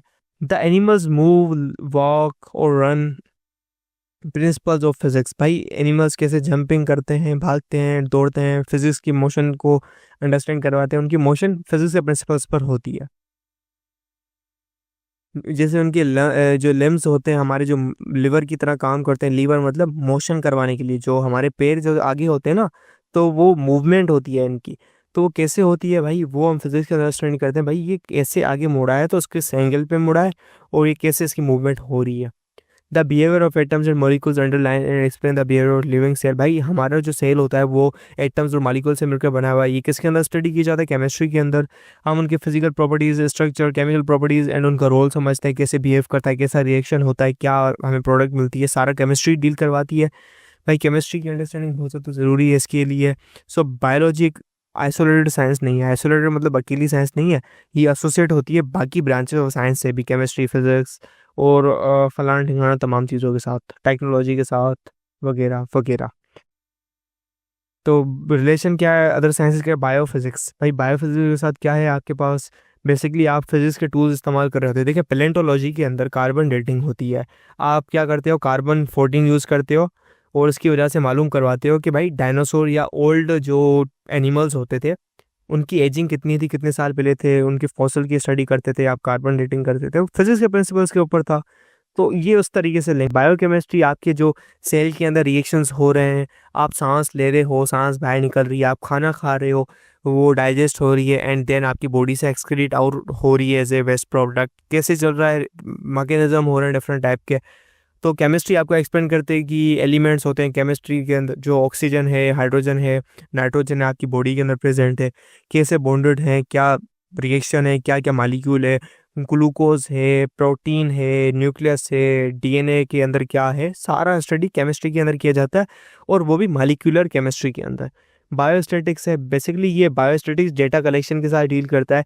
और कैसे भाई पैथोलॉजी हो गई या कोई प्रॉब्लम आ जाती है, कोई डिजीज़ आ जाती है, उसके अंदर काम आता है पॉपुलेशन वगैरह के अंदर, या जो है कोई डिजीज़ की ट्रीटमेंट के लिए, कि भाई स्टैटिस्टिक्स डील करता है भाई कलेक्शन डेटा या फैक्ट्स का। इस हम क्या करते हैं बायोस्टैटिक के अंदर, बायोलॉजिकल डेटा और फैक्ट्स को कलेक्ट करते हैं, उसकी ऑब्जर्वेशन करते हैं, एक्सपेरिमेंट करते हैं, एनालाइज करते हैं, और उसके बाद कुछ रूल्स और स्टडी निकालते हैं, पब्लिश करते हैं। और बायोस्टैटिक्स को हम बायोमेट्री भी कहते हैं, क्योंकि this deals with the mathematics and. भाई स्टैटिस्टिक्स क्या है? मैथमेटिक्स की ब्रांच है, तो मैथमेटिक्स का बड़ा रोल है इसके अंदर। भाई कितने परसेंट लोगों को डिजीज़ हुई है, कितने परसेंट लोगों को ट्रीटमेंट हुई है ड्रग्स के अंदर, मतलब कैलकुलेशंस तो इम्पोर्टेंट हैं। कंप्यूटेशनल बायोलॉजी, यार the thing is that computational biology क्या है? आप क्या करते हैं? मैथमेटिकल मॉडलिंग करते हैं, कंप्यूटेशनल सिमुलेशंस करते हैं बायोलॉजिकल सिस्टम के अंदर, कैसे भाई डेटा को एनालाइज करने के लिए या डेटा के अंदर चेंजेस लाने के लिए। जैसे भाई आप करते हैं भाई डीएनए और क्रोमोसोम को लोकेट करने के लिए कंप्यूटेशनल बायोलॉजी का इस्तेमाल। भाई कंप्यूटेशनल यानी कंप्यूटर और बायो का इंटीग्रेशन, इंटीग्रेट किया, एक न्यू चीज़ मिली, एंड आप उसके साथ रिसर्च वर्क कर रहे हो, एनालाइज कर रहे हो। भाई ये डीएनए है, ये किस तरीके से बिहेव करेगा, इसकी अगर हम सीक्वेंस चेंज कर दे क्या होगा, ब्ला ब्ला ब्ला। बायो जियोग्राफी, बेसिकली जियोग्राफी कहते हैं रीजन्स को, अर्थ के डिफरेंट डिफरेंट रीजन्स को। तो बायो मतलब लाइफ एंड अलग अलग रीजन। तो बेसिकली हमारे पास डिफरेंट टाइप के एनिमल्स, डिफरेंट टाइप के ऑर्गेनिज्म अलग अलग जगह पे रहते हैं। जैसे पोलर बियर रहता है आपके पास बर्फानी इलाकों पे, केमल रहता है डिजर्ट के अंदर, नॉर्मल आपके पास जो कुत्ता बिल्ली रहते हैं वो हमारे नॉर्मल जो है इकोसिस्टम के अंदर। तो भाई एनिमल्स या लिविंग ऑर्गेनिज्म की डिस्ट्रीब्यूशन उनके जियोग्राफिकल रीजन्स में, वर्ल्ड के जियोग्राफिकल रीजन के अंदर, उसको हम कहते हैं बायो जियोग्राफी। भाई कौन सा ऑर्गेनिज्म किस एनवायरनमेंट के अंदर रहेगा, किस क्यों रहेगा, हर ऑर्गेनिज्म हर एनवायरनमेंट में क्यों नहीं रह सकता। बेसिकली एक होते हैं वार्म ब्लडेड, एक होते हैं कोल्ड ब्लडेड। एक भाई ठंड को बर्दाश्त कर पाते हैं, एक भाई ओनली नॉर्मल टेम्परेचर को बर्दाश्त कर पाते हैं, ठंड को नहीं। तो ये कुदरत वालों की ये महिमा है, जो इन्होंने रची है, चलाई टेक्नोलॉजी। टेक्नोलॉजी कहते हैं भाई डेवलपमेंट या टेक्निक्स का एक न्यू टूल्स का इंटीग्रेशन के साथ यूज़ करना, टेक्नोलॉजी समथिंग न्यू। बायो मतलब something new with bio. Basically हम टूल्स का इस्तेमाल करें लिविंग ऑर्गेनिज्म को मैनिपुलेट करने के लिए for the benefit of Mankind, it is biotechnology. आप डिफरेंट टेक्निक्स का यूज़ करें न्यू टाइप की, और जो कि लिविंग ऑर्गेनिज्म के साथ एसोसिएटेड हैं, और उससे कोई ऐसी चीज़ बनाए जो कि मैनकाइंड, ह्यूमन, आपकी जो माशरा है, आपका लिविंग सिस्टम है, आपका जो इकोसिस्टम है, उसको फ़ायदा दे। और हेल्प करे, उसको कहते हैं बायोटेक्नोलॉजी। टेक्नोलॉजीज क्या है भाई, आपने इम्प्रूवमेंट कर दी, ठीक है। बायो इकोनॉमिक्स, बायो इकोनॉमिक्स भाई माशियत, बायो इकोनॉमिक्स, इकोनॉमिक्स का डील होता है माशियत के साथ, वैल्यू के साथ। बेसिकली कैसे, आप मार्केट के अंदर फिश खाते हैं, आपको मार्केट के अंदर मिल्क मिलता है, आपको मार्केट के अंदर चिकन की प्राइसेस मिलती हैं। बेसिकली बायोलॉजी के इसके साथ डील है। बेसिकली ये क्या है, इकोनॉमिक पॉइंट ऑफ व्यू है बायो का, जिसको हम बायो इकोनॉमिक्स के साथ डील करते हैं। Production of wheat, fish, rice, studying और their export value, etc are the examples of bio economics. भाई क्यों, मिल्क, मिल्क कहाँ से आता है, हमें देते हैं भाई काऊ देती है, और बाकी इस टाइप के जो पोल्ट्री एनिमल्स है ना वो देते हैं। अब इनका ये क्या है, बायो, भाई इनकी तबीयत कितनी सही है। 100 अगर तुम्हारे पास भैंसें हैं या गायें हैं, उसमें से 20 मर गई, अब तुम्हें 80 देनी है। 20 मरने से क्या होगा, तुम्हें नुकसान हो रहा है। सो तुम्हारा ऑर्गेनिज्म मर गया एंड तुम्हें नुकसान हो रहा है, या तुम्हें 10 और एनिमल आ गए, उनके बच्चे आ गए, तो तुम्हें कितना फ़ायदा होगा। सो लिविंग ऑर्गेनिज्म से आपको कुछ प्रोडक्ट मिल रही है एंड उसको आप सेलिंग कर रहे हैं, उससे फ़ायदा उठा रहे हैं, एंड उसको इकोनॉमिकल मुआशर डेली लाइफ के अंदर, आम रूटीन के अंदर, आपके मुआशरे के अंदर उसको खाया जा रहा है या सेल किया जा रहा है, पैसा कमाया जा रहा है, उसकी डीलिंग। सो चिकन हो गया, मछली हो गई, अंडे हो गए आपके, ये सारे बायो इकोनॉमिक्स आपकी लाइफ के ऊपर है। अगर इस ऑर्गेनिज्म का शॉर्टेज हो जाता है, अगर फॉर सपोज हमारे पास हैन की शॉर्टेज हो जाती है, हमें आता है भाई न्यूज़ के अंदर, भाई 95% पाकिस्तान की हैंस मर गई हैं, बाकी 5% बची है, वो भी आने वाले वक्त के अंदर ख़त्म होती चली जाएंगी। आपका अंडा अभी 30 रुपये का मिल रहा है ना, अगर ये 95% चीज़ें मर गई ना मुर्गियाँ, तो ये अंडा 200 रुपये का, 150, 200, 250 रुपये का पहुँच जाएगा भाई। 200 रुपये का अंडा है, या 100, 125 का पहुँच जाएगा। क्यों? क्योंकि ये जो प्रोडक्ट निकालने वाली चीज़ें हैं ना, वो अवेलेबिलिटी कम हो गई चीज़ की। जब किसी चीज़ की अवेलेबिलिटी कम हो जाती है तो प्राइजेस राइज कर जाती हैं। जब आप अकाउंटेंसी और इकोनॉमिक्स पढ़ेंगे तो भाई 2 चीज़ें होती हैं। कोई चीज़ जो होती है ना, उसकी प्राइस क्या होता है, आपके सोना है ना, सोना, सोने की प्राइस क्या क्या चीज़ डिपेंड करती है, आपकी मार्केट की भी कोई भी गुड है, कोई भी अशिया है, उसकी जो प्राइस है 2 चीज़ों पर डिपेंड करती है। एक होती है डिमांड कितनी है उस चीज़ की, भाई क्या कॉस्ट है उसकी। दूसरी चीज़ है आपके पास उसकी अवेलेबिलिटी कितनी है, अवेलेबिलिटी कितनी है। जस्ट लाइक गोल्ड की अवेलेबिलिटी एक मीडियम रेंज है, बट डिमांड बहुत बहुत बहुत बहुत ज़्यादा हाई है, हद से ज़्यादा हाई है। इसकी वजह से इसकी वैल्यू ज़्यादा है। Same thing happens with every product, every good, हर चीज़ के साथ ऐसा ही होता है। तो ये था हमारे पास रिलेशनशिप बायो का अदर साइंसेस के साथ। हेलो स्टूडेंट्स, कैसे हैं आप सभी लोग। आज के लेक्चर के अंदर हम पढ़ने जा रहे हैं carriers that required a background in biology. Basically इस टॉपिक के अंदर आपको पता चलेगा, अगर आपने फर्स्ट ईयर इंटर के अंदर बायो उठाई है तो आप क्या क्या कर सकते हैं, क्या क्या आपको फ़ायदा हो सकता है। बेसिकली ये आपको बताएगा। तो अगर आपने बायो उठानी है आगे जाके, तो आपको ये फील्ड के अंदर जा सकते हैं, इसके अलावा कहीं भी नहीं जा सकते। Okay, so carriers that require a background in biology. After studying the basic concepts of biology in secondary and higher secondary level, a person has to select a career or profession। एक बंदे को अपना profession या career choose करना है कि भाई किस करियर, कौन सी डिग्री लेगा जो कि भाई उसकी लाइफ को डिसाइड करे, एंड वो इंटेंसली रिवार्डिंग भी हो, मतलब अच्छा पैसा मिले, और एक्साइटिंग भी हो, आपको मज़ा भी आ रहा हो उसको करने में। भाई कुछ आपके पास अप्लाइड फील्ड्स हैं इस चीज़ की, एज ए करियर आप चूज़ कर सकते हैं बायो पढ़ के। Horticulture, farming, forestry, animal husbandry, biotechnology. यार बायोटेक्नोलॉजी का स्कोप अभी ना हाई लेवल पर है, हाई पे बहुत बड़ी इसकी। VIP, agriculture, fisheries, surgery and medicine. Medicine and surgery same चीज़ है जो आपके पास डॉक्टरी होती है, मेडिकल, ठीक है। अब पढ़ो इसके अंदर मेडिसिन एंड सर्जरी, ये होती है भाई MBBS जिसको कहते हैं हम, bachelor of medicine and bachelor of surgery. इसके अंदर आप डायग्नोस करते हैं, ट्रीटमेंट करते हैं डिजीज़ का। सर्जरी एक पार्ट होता है। सर्जरी क्या होती है, एक ब्रांच है MBBS के अंदर ही आप स्पेशलाइजेशन करते हैं। उसके अंदर क्या होता है, सर्जरी का आपके पास क्या होता है, डिजीज़ का रिमूवल होता है या रिप्लेसमेंट होता है, किसी डिफेक्टिव पार्ट का रिमूवल होता है। फॉर सपोज आपका पैर खराब हो गया, आपको पैर को कटवा दिया जाएगा। रिप्लेसमेंट भाई किडनी फेल हो गई है, भाई हम किसी और बंदे की किडनी लगा के भाई किडनी का ट्रांसप्लांट करवा दो, तो रिप्लेसमेंट किसी ऑर्गन या टिश्यू का कहते हैं हम ट्रांसप्लांट करवाना। भाई after MBBS our student can specialise in various field of medicine and surgery. भाई MBBS करने के बाद उस बंदे को स्पेशलाइजेशन करनी होती है, FCPS जिसके कहते हैं। वो नेफ्रोग या नेफ्रोलॉजी, किडनी की स्टडी कर सकता है, ब्रेन की, हार्ट की, गायनी की, लड़की करेगी गायनी की, और पैर की, आपके पास शुगर की, जनरल फिजिशियन, जो भी आपका दिल करे, या मेडिसिन के अंदर वॉट एवर, वो बच्चे के ऊपर डील करेगा भाई उसको क्या ब्रेन का डॉक्टर बनना है, न्यूरोसर्जन बनना है, क्या बनना है, ऑप्थेमोलॉजिस्ट बनना है या ईएनटी स्पेशलिस्ट बनना है, जो भी बनना है वो बच्चा डिसाइड करेगा। फिशरीज बेसिकली हमारी डेली लाइफ के अंदर फिशेस का बहुत यूज़ हो रहा होता है। फिशरीज भाई एक एक फील्ड है जिसके अंदर क्या करता है, आपको जो है ना इकोनॉमिकल इस्टेब्लिशमेंट करनी होती है। क्या करते हैं भाई, आपको फिश फार्मिंग के अंदर जो है जॉब मिलती है। फिश फार्म्स होते हैं अच्छे खासे, बहुत बड़े बड़े, जिसके अंदर आपको फिश की प्रोडक्ट बढ़ानी होती है। आपको रिसर्च करनी होती है कि इस टाइप की फ़िश है भाई, फ़िश की ग्रोथ कैसे की जाए, इसके बच्चे हों, ज़्यादा से ज़्यादा बच्चे हों, बच्चों की ग्रोथ अच्छी हो, तो ये सारी उसके साथ डील की जाती है मच्छियों के साथ। रिसर्च करना, ये करना, फार्मिंग एंड एग्रीकल्चर। इसके अंदर क्या होता है भाई, क्रॉप्स की स्टडी की जाती है, एनिमल्स, वो एनिमल्स जो कि फूड को प्रोवाइड करते हैं वगैरह वगैरह, प्रोडक्ट्स आपके डेली लाइफ के अंदर।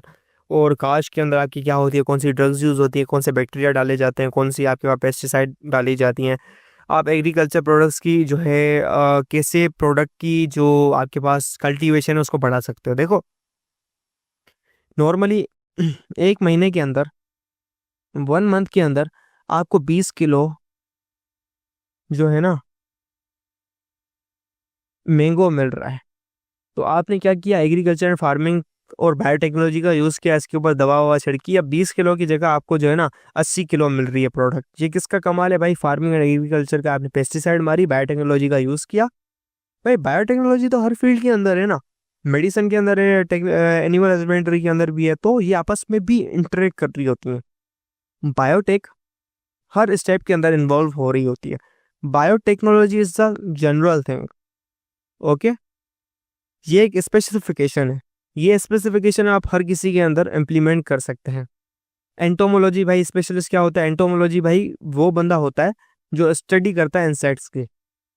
एंटोमोलॉजी एक ब्रांच भी होती है बायो की, जो कि आपकी बुक के अंदर नहीं है, लेकिन प्री जो हमारी सिंध बोर्ड की बुक है वहाँ पे एंटोमोलॉजी होती है, the study of insects is called entomology. MCQ आ सकता है, आएगा नहीं, बच्चों वाला है। Animal husbandry basically, animal husbandry क्या होता है कि इसके अंदर आप जानवरों की केयरिंग करते हैं और इनको ब्रीड करते हैं, ठीक है। जैसे जो है ना दो ऑर्गेनिजम्स को मिला के, जैसे घोड़ा और जो है ना, हम क्या करते हैं, हमारे पास हॉर्स, हम क्या करते हैं, हॉर्स और डोंकी को आपस में मेट करवाते हैं। इन दोनों को आपस में भाई मेटिंग करवाते हैं इन दोनों की, और ये दोनों एक बच्चा पैदा करते हैं जो होता है खच्चर। खच्चर खच्चर एक थर्ड पर्सन होता है। खच्चर क्या होता है, थर्ड पर्सन होता है, जो कि आप कह रहे होते हैं हमारे ह्यूमंस के अंदर। ये खच्चर आगे कोई भी बच्चा पैदा करने के काबिल नहीं होता। खच्चर आगे कोई भी बच्चा पैदा नहीं कर सकता, ठीक है। तो ये आपने अब खच्चर का ब्रीड करवाने का, आपने इन दोनों को ब्रीडिंग करवा दी, इसका खच्चर का फायदा क्या हुआ भाई, खच्चर एक बहुत ज्यादा स्ट्रॉन्ग एनिमल है, मतलब एक ऑर्गेनिज्म है स्ट्रॉन्ग, जो कि बहुत बहुत हेवी हेवी वजन उठा सकता है, घोड़े और गधे के मुकाबले में ज्यादा पहाड़ों के ऊपर चढ़ सकता है। तो उससे मजदूरों की जो है ईंटें सामान वगैरह उठाया जाता है।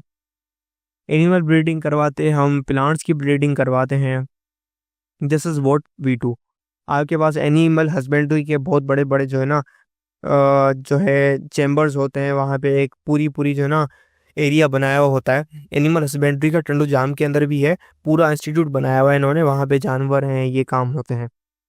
बायोटेक्नोलॉजी भाई लिविंग ऑर्गेनिज्म का यूज़ करना, इन टेक्निक्स का यूज़ करना, इन दोनों को इंटीग्रेट करके ह्यूमन वेलफेयर को जो है ना फ़ायदा उठाना, को फ़ायदा पहुँचाना, ठीक है।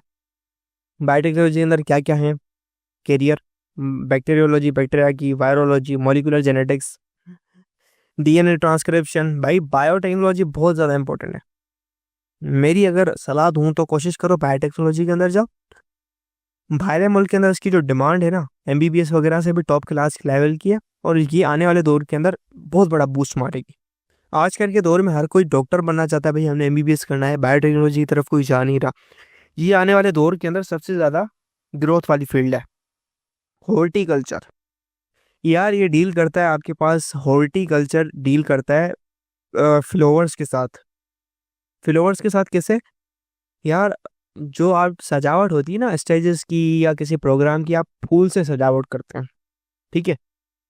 तो एक फार्म होता है फूलों का, जिसे हम कहते हैं ना, फूलों का बागीचा होता है एक बहुत बड़ा, भाई फूलों का फार्म है ये, जिसे हम गार्डनरी कहते हैं, या एक नाम होता है नर्सरी, हाँ नर्सरी। तो उसके अंदर तरह तरह के पौधे होते हैं, उसकी देखभाल की जाती है, उसका न्यू वेरिएंट निकाले जाते हैं, उसकी जो है कटिंग की जाती है, उसकी आर्टिस्ट क्या करता है, उसकी आर्ट करता है, एंड हम अलग टाइप की ब्रीडिंग करवाते हैं, दो प्लांट्स को मिला के एक नया पौधा बन गया, उससे अलग फूल निकला। तो ये क्या करते हैं, डेकोरेशन वगैरह के अंदर यूज़ होते हैं। तो ये कैरियर है, ओके। पाकिस्तान में तो इतना नहीं है, लेकिन बाहर मुल्क के अंदर टिप टॉप लेवल पे ऐसी चीज़ें होती हैं। भाई पाकिस्तान के अंदर इतने अच्छे टॉप लेवल के नहीं है। फॉरेस्ट्री भाई बेसिकली ये साइंस है प्लांटिंग की, भाई प्लांट लगाना, पौधे लगाना, और इससे क्या है भाई, जंगलात को स्टडी करना, भाई जंगल के अंदर क्या है, कौन से प्लांट्स हैं, और फॉरेस्ट्री क्या है, आपको प्लांट लगाने हैं, क्यों पेड़ लगाने हैं, पेड़ों को नहीं काटना, इन्वायरमेंट को सुरक्षित बनाना है। भाई ऑक्सीजन देंगे, हमारा इन्वायरमेंट अच्छा होगा, जितना ज़्यादा हरियाली होगी उतना हमारा इन्वायरमेंट प्यारा होगा। जो कार्बन डाइऑक्साइड है और कितनी गैसेस हैं उसको अपने अंदर एब्जॉर्ब करेगा, और हमारे इन्वायरमेंट को एक अच्छा क्लीन एंड क्लियर बनाएगा। और इसके अंदर हम क्या करते हैं, फॉरेस्ट के एनवायरनमेंट को अंडरस्टैंडिंग करते हैं। बेसिकली इसके अंदर एनवायरमेंटल इंजीनियरिंग भी होती है, हम अपने एनवायरनमेंट को अच्छे करते हैं। Forestry is somehow related with environmental. Basically ये जो बहुत सारी 2-3 फील्ड है ना, आपस में रिलेटेड होती हैं। Getting my point? तो यही था हमारे पास कैरियर्स डेट रुका है, बैकग्राउंड बायोलॉजी। इन तमाम कैरियर्स के लिए आपको बायो के अंदर अच्छी खासी नॉलेज होनी चाहिए, आपको फर्स्ट स्टैंडर्ड के अंदर पढ़नी होती है। तो scientist from all around the world team up to share ideas and make progress in their research. Some are studying similar things while others are having different knowledge that can help. Science एक collaborative field है। क्या है मतलब कि भाई इसके अंदर collaboration require होता है कि दुनिया के तरह तरह के साइंटिस्ट आपस में जो ना लिंक होते हैं, भाई वो कोलेब्रेशन करते हैं, अपनी इन्फॉर्मेशन को, अपने आइडियाज़ को शेयर करते हैं, उसके ऊपर रिसर्च करते हैं, और एक कोई न्यू चीज़ निकाल लेते हैं, या कोई थ्योरी बना लेते हैं, कोई लॉ बना लेते हैं। सो साइंस की आप थोड़ी सी नॉलेज आपके पास है, थोड़ी किसी और के पास है, वो दोनों कंबाइन करके एक न्यू नॉलेज बनाते नहीं है, निकल आती है वहाँ से, और वो बहुत बड़ी हेल्पफुल होती है। तो साइंस का कोलैबोरेटिव फील्ड, आपको कोलैबोरेशन करना पड़ता है, एंड डिफरेंट टाइप के पीपल्स के पास डिफरेंट टाइप का आइडिया आता है, एंड उसकी मदद से आप क्या करते हैं, न्यू चीज़ें या न्यू लॉज निकाल रहे होते हैं। When researchers from different fields work together to create new scientific knowledge, it's called interdisciplinary research collaboration. Basically, जब different टाइप के जो है ना फील्ड के जो रिसर्चर होते हैं साथ में काम करते हैं किसी साइंटिफिक नॉलेज के ऊपर, या किसी कोई भी एक सिस्टम है उसके ऊपर, तो भाई इसको कहते हैं इंटरडिसिप्लिनरी रिसर्च कोलैबोरेशन। आप उसके ऊपर वर्किंग कर रहे होते हैं। This is important because they can work on research and find solution and use what they learn to solve problem and discover new things. Basically discovery के लिए बहुत ज़्यादा इंपॉर्टेंट है, और जो प्रॉब्लम इनको जो फेस कर रहे हैं ना, ये हल कर सकते हैं। बिकॉज बहुत सारे लोगों का अलग अलग दिमाग होता है, और उनका जो अप्रोच होती है ना किसी चीज़ के ऊपर, किसी प्रॉब्लम के ऊपर उनकी अप्रोच क्या है, या उनका पॉइंट ऑफ व्यू क्या है, डेट रियली मैटर्स। वो मैटर करता है, वो किस तरीके से सोचते हैं, उनका ख्याल क्या है, और उसकी वजह से वो जल्दी से जल्दी हल हो पाती हैं। For example cognitive science combines knowledge from neurology, psychology, anthropology. And anthropology कहते हैं हम जो है ना इंसेक्ट्स का टाइप होता है, एंथ्रोपोलॉजी उसकी होती है। As I remember this linguistic, भाई आपके पास जो ज़बान भाषा हो गई उसकी, environmental engineering, pharmacology and statistics. Women studies combines that we know about gender, history, literature, biology, public health, combines information from medicine, sociology and psychology. Cognitive sciences होती हैं, वो कंबाइन करती है इतनी सारी चीज़ों को, साइकोलॉजी, इन्वायरमेंटल जो है, and statistics, data in linguistic, भाई आपकी क्या भाषा है। विमेन स्टडीज़, आप विमेन की स्टडी करते हैं तो आप जेंडर को पढ़ते हैं। हिस्ट्री, भाई विमेन की हिस्ट्री क्या है और कैसे वो डेवलप हुई, ह्यूमन्स का कब क्या था, क्या ट्रेंड था, उनकी बायोलॉजी, उनका लिटरेचर, उनका क्या जो है बिहेवियर रहा था, निकलती थी नहीं निकलती थी उनकी, और वर्क करती थी साथ नहीं करती थी। तो डिफरेंट टाइप को आपको ह्यूमन को स्टडी करने के लिए ना, आप बायो को स्टडी कर रहे हो ह्यूमन को, तो ह्यूमन को स्टडी करने के लिए आपको हिस्ट्री को भी स्टडी करना पड़ता है। भाई पास्ट के अंदर ये कैसे बिहेव करते थे, पास्ट के अंदर इनका अप्रोच कैसे होती थी, वो फूड कहाँ से हासिल करते थे, तो आपको हिस्ट्री भी आना ज़रूरी होती है। दिस इज़ हाउ ये चीज़ इंटीग्रेशन के अंदर है, कोलेबोरेशन के अंदर है। Bio informatics is a combination of biology and information technology, IT और बायो के कॉम्बिनेशन है। ये कॉम्प्लेक्स बायोलॉजिकल डेटा को अंडरस्टैंड करता है। And the new emerging careers of biology are bio informaticians. भाई वो जो बंदा होता है जो बायो इन्फॉर्मेटिक्स का होगा उसको कहते हैं बायो इन्फॉर्मेटिशियन। जैसे हम बायोटेक्नोलॉजी का बंदा होता है bio technician. And apply there computer skills in the solving. भाई वो कंप्यूटर का बंदा होता है, आईटी रिलेटेड है, मतलब कंप्यूटर का, वो अपनी लाइफ के अंदर चीज़ें लाएगा। लाइफ साइंसेस मतलब बायो के अंदर वो डेवलपमेंट लाएगा। Just like new CT scan निकाल लिया, या आपको जैसे आपके पास एक्सरेज हो गए, या आप जो है साउंड वेव से आप कुछ करवाते ना, यार अल्ट्रासाउंड करवाओ, वो मशीन बना दी। सो वो तो इंजीनियर होते हैं, बट बायो इन्फॉर्मेटिक्स आप डीएनए वगैरह की स्टडी कर पाते हैं। आप न्यू डिवाइसेस को बनाते हैं, न्यू इक्विपमेंट को बनाते हैं जो कि हेल्थ को अंडरस्टैंड करने के लिए, जैसे आपका बीपी चेकर होता है, थर्मामीटर चेकर होता है, अब डिजिटल आ गए। तो ये क्या है, ये भाई लोग हैं जो कि इसके ऊपर काम कर रहे हैं। Astrobiologist study effect of outer spaces on living organism. Astrobiologist क्या होते हैं भाई, वो मार्स के जो है सराउंडिंग एनवायरनमेंट को स्टडी करते हैं। उनका जो सराउंडिंग है या मार्स या मून के ऊपर, उसका जो एनवायरनमेंट है, वो अगर हम मार्स के ऊपर या मून के ऊपर कोई प्लांट को बोएं, वो किस तरीके से ग्रोथ पकड़ेगा, या कोई एनिमल होगा वो कैसे ग्रोथ पकड़ेगा एंड क्या होगा उसके साथ। जैसे मून का बिहेवियर होता है ना, मून पर अभी चाइना ने एक मशीन भेजा था, लैंडिंग करवाई थी एक शटल वगैरह की। वहाँ पे उन्होंने प्लांट को बोया था एंड प्लांट ने वाकई में मून के ऊपर ग्रोथ पकड़ी थी। उन्होंने एक कंडीशन प्रोवाइड की थी, ग्रेविटी को मेंटेन करवाया, ये वो। तो वो 14 दिन तक जिंदा रहा। 14 दिन के बाद भाई, 14 दिन के बाद ना चांद पे अंधेरा हो जाता है। क्यों? जो हमारी अर्थ है वो बीच में आ जाती है। उसकी वजह से जो चांद का जो टेम्परेचर है ना, 14 दिन अगले नेगेटिव में चला जाता है, -200 188 चला जाता है। तो उस ठंडी की वजह से वो सारे मर गए। ठीक है। Cryobiologist study of effects of low temperature living organism. भाई क्रियोबायोलॉजिस्ट क्या होते हैं, वो बायोलॉजी, भाई वो लो टेम्परेचर पे लिविंग ऑर्गेनिज्म का क्या बिहेवियर होगा, ठीक है, प्लांट्स कैसे बिहेव करेंगे। Getting my point. अब एस्ट्रोबायोलॉजिस्ट क्रियोबायोलॉजिस्ट भी हो सकते हैं। एस्ट्रोबायोलॉजिस्ट के अंदर भाई डिफरेंट टाइप के बायोलॉजिस्ट आ सकते हैं। एक वहाँ की एनवायरनमेंट को अंडरस्टैंड करेगा, एक वहाँ की टेम्परेचर को अंडरस्टैंड करेगा, एक वहाँ की ऑर्गेनिज्म की ग्रोथ को अंडरस्टैंड करेगा, ब्ला ब्ला ब्ला। तो ये थी science is a collaborative field. आपको कोलैबोरेशन करना पड़ता है, आपको नॉलेज होनी चाहिए अच्छी खासी। There was a special issue about research collaboration during the COVID era. भाई कोविड एरा के अंदर प्रॉब्लम थी क्या, showing how it was good for both science and society when we work together across borders, cultures and different field of study. Our famous example of scientists working together is the International Space Station, where space agencies from Europe, the USA and Russia and Japan all team up. Basically Covid era के अंदर US अलग कर रहा था आपके पास, UK research अलग कर रहा था, रशिया अलग कर रहा था आपके पास, चाइना अलग रिसर्च कर रहा था। तो ये स्टडीज़ मिल रही थी एंड आपके पास वैक्सीन की फॉर्मेशन होना शुरू हुई थी। हमारे पास इंटरनेशनल स्पेस स्टेशन होते हैं, वहाँ पे हम जो है अंडरस्टैंडिंग कर रहे होते हैं। कोई प्लेनेट आता है या कोई एस्ट्रॉयड आ जाता है अर्थ के ऊपर, गिर रहा होता है या कहीं दूर जा रहा होता है, तो ये इंटरनेशनल स्पेस स्टेशन भी आपस में लिंक होते हैं and they share their information and they collaborate. भाई स्पेशल सीक्रेट मिशन के अंदर नहीं होते, बट ये जो प्रॉब्लम्स आ रही होती हैं, गुजर रही होती हैं, फॉर सपोज अर्थ के ऊपर कोई या फॉर एग्जांपल आप कह लो चांद ग्रहण होने वाला है, सूरज ग्रहण होने वाला है, तो उसके ऊपर एक कोलेब्रेशन शो कर सकते हैं, बिकॉज ये एक जनरल थिंग है एंड ये यूनिवर्स के अंदर जनरली हो रहा है। हाँ, सीक्रेट मिशन होते हैं, मून पे लैंडिंग करनी है, मार्स पे लैंडिंग करनी है, वो खुद ही अकेले में काम करते हैं छुप छुपा के। क्यों? उनको अपना नाम बड़ा करना होता है। एक बात अगेन एंड अगेन रिपीट करता हूँ, आप ह्यूमन है तो आपको क्वेश्चन करने की आदत होती है। सवाल आपको आता है कि ऐसी चीज़ ऐसे क्यों काम करनी है, क्या है। आप क्यूरियस होते हैं कि भाई बचपन में सवाल करते हैं भाई कि ये चीज़ ऐसे क्यों है, ये हवा के अंदर ये जो है परिंदे क्यों उड़ रहे हैं, गिरते क्यों हैं, हम कोई चीज़ हवा के अंदर छोड़े तो गिर जाती है, परिंदे क्यों उड़ रहे हैं। तो हमें शुरू से बचपन से आदत होती है इन सवाल को करने की।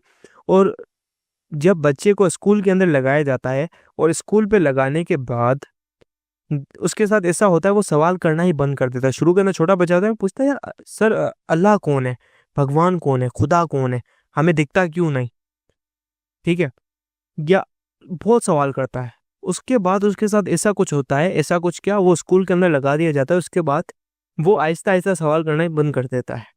तो व्हाट डज इट मीन, भाई उसको स्कूल में लगाया और वो सवाल करना भूल गया। भाई सवाल करना, क्यूरियोसिटी आना शुरू का कुदरती नेचुरली उसको होता है। इसकी वजह से बंदा सवाल करता है, कुछ प्रॉब्लम्स के अंदर आता है एंड कुछ प्रॉब्लम्स को हल करने की कोशिश करता है। एंड दिस इज़ हाउ एक मेथड होता है, biological method, this is called as natural method. हम जिसको नेचुरल करते हैं भाई, हम अपनी कंक्लूजन डिडक्शन निकालते हैं और प्रॉब्लम को हल करते हैं।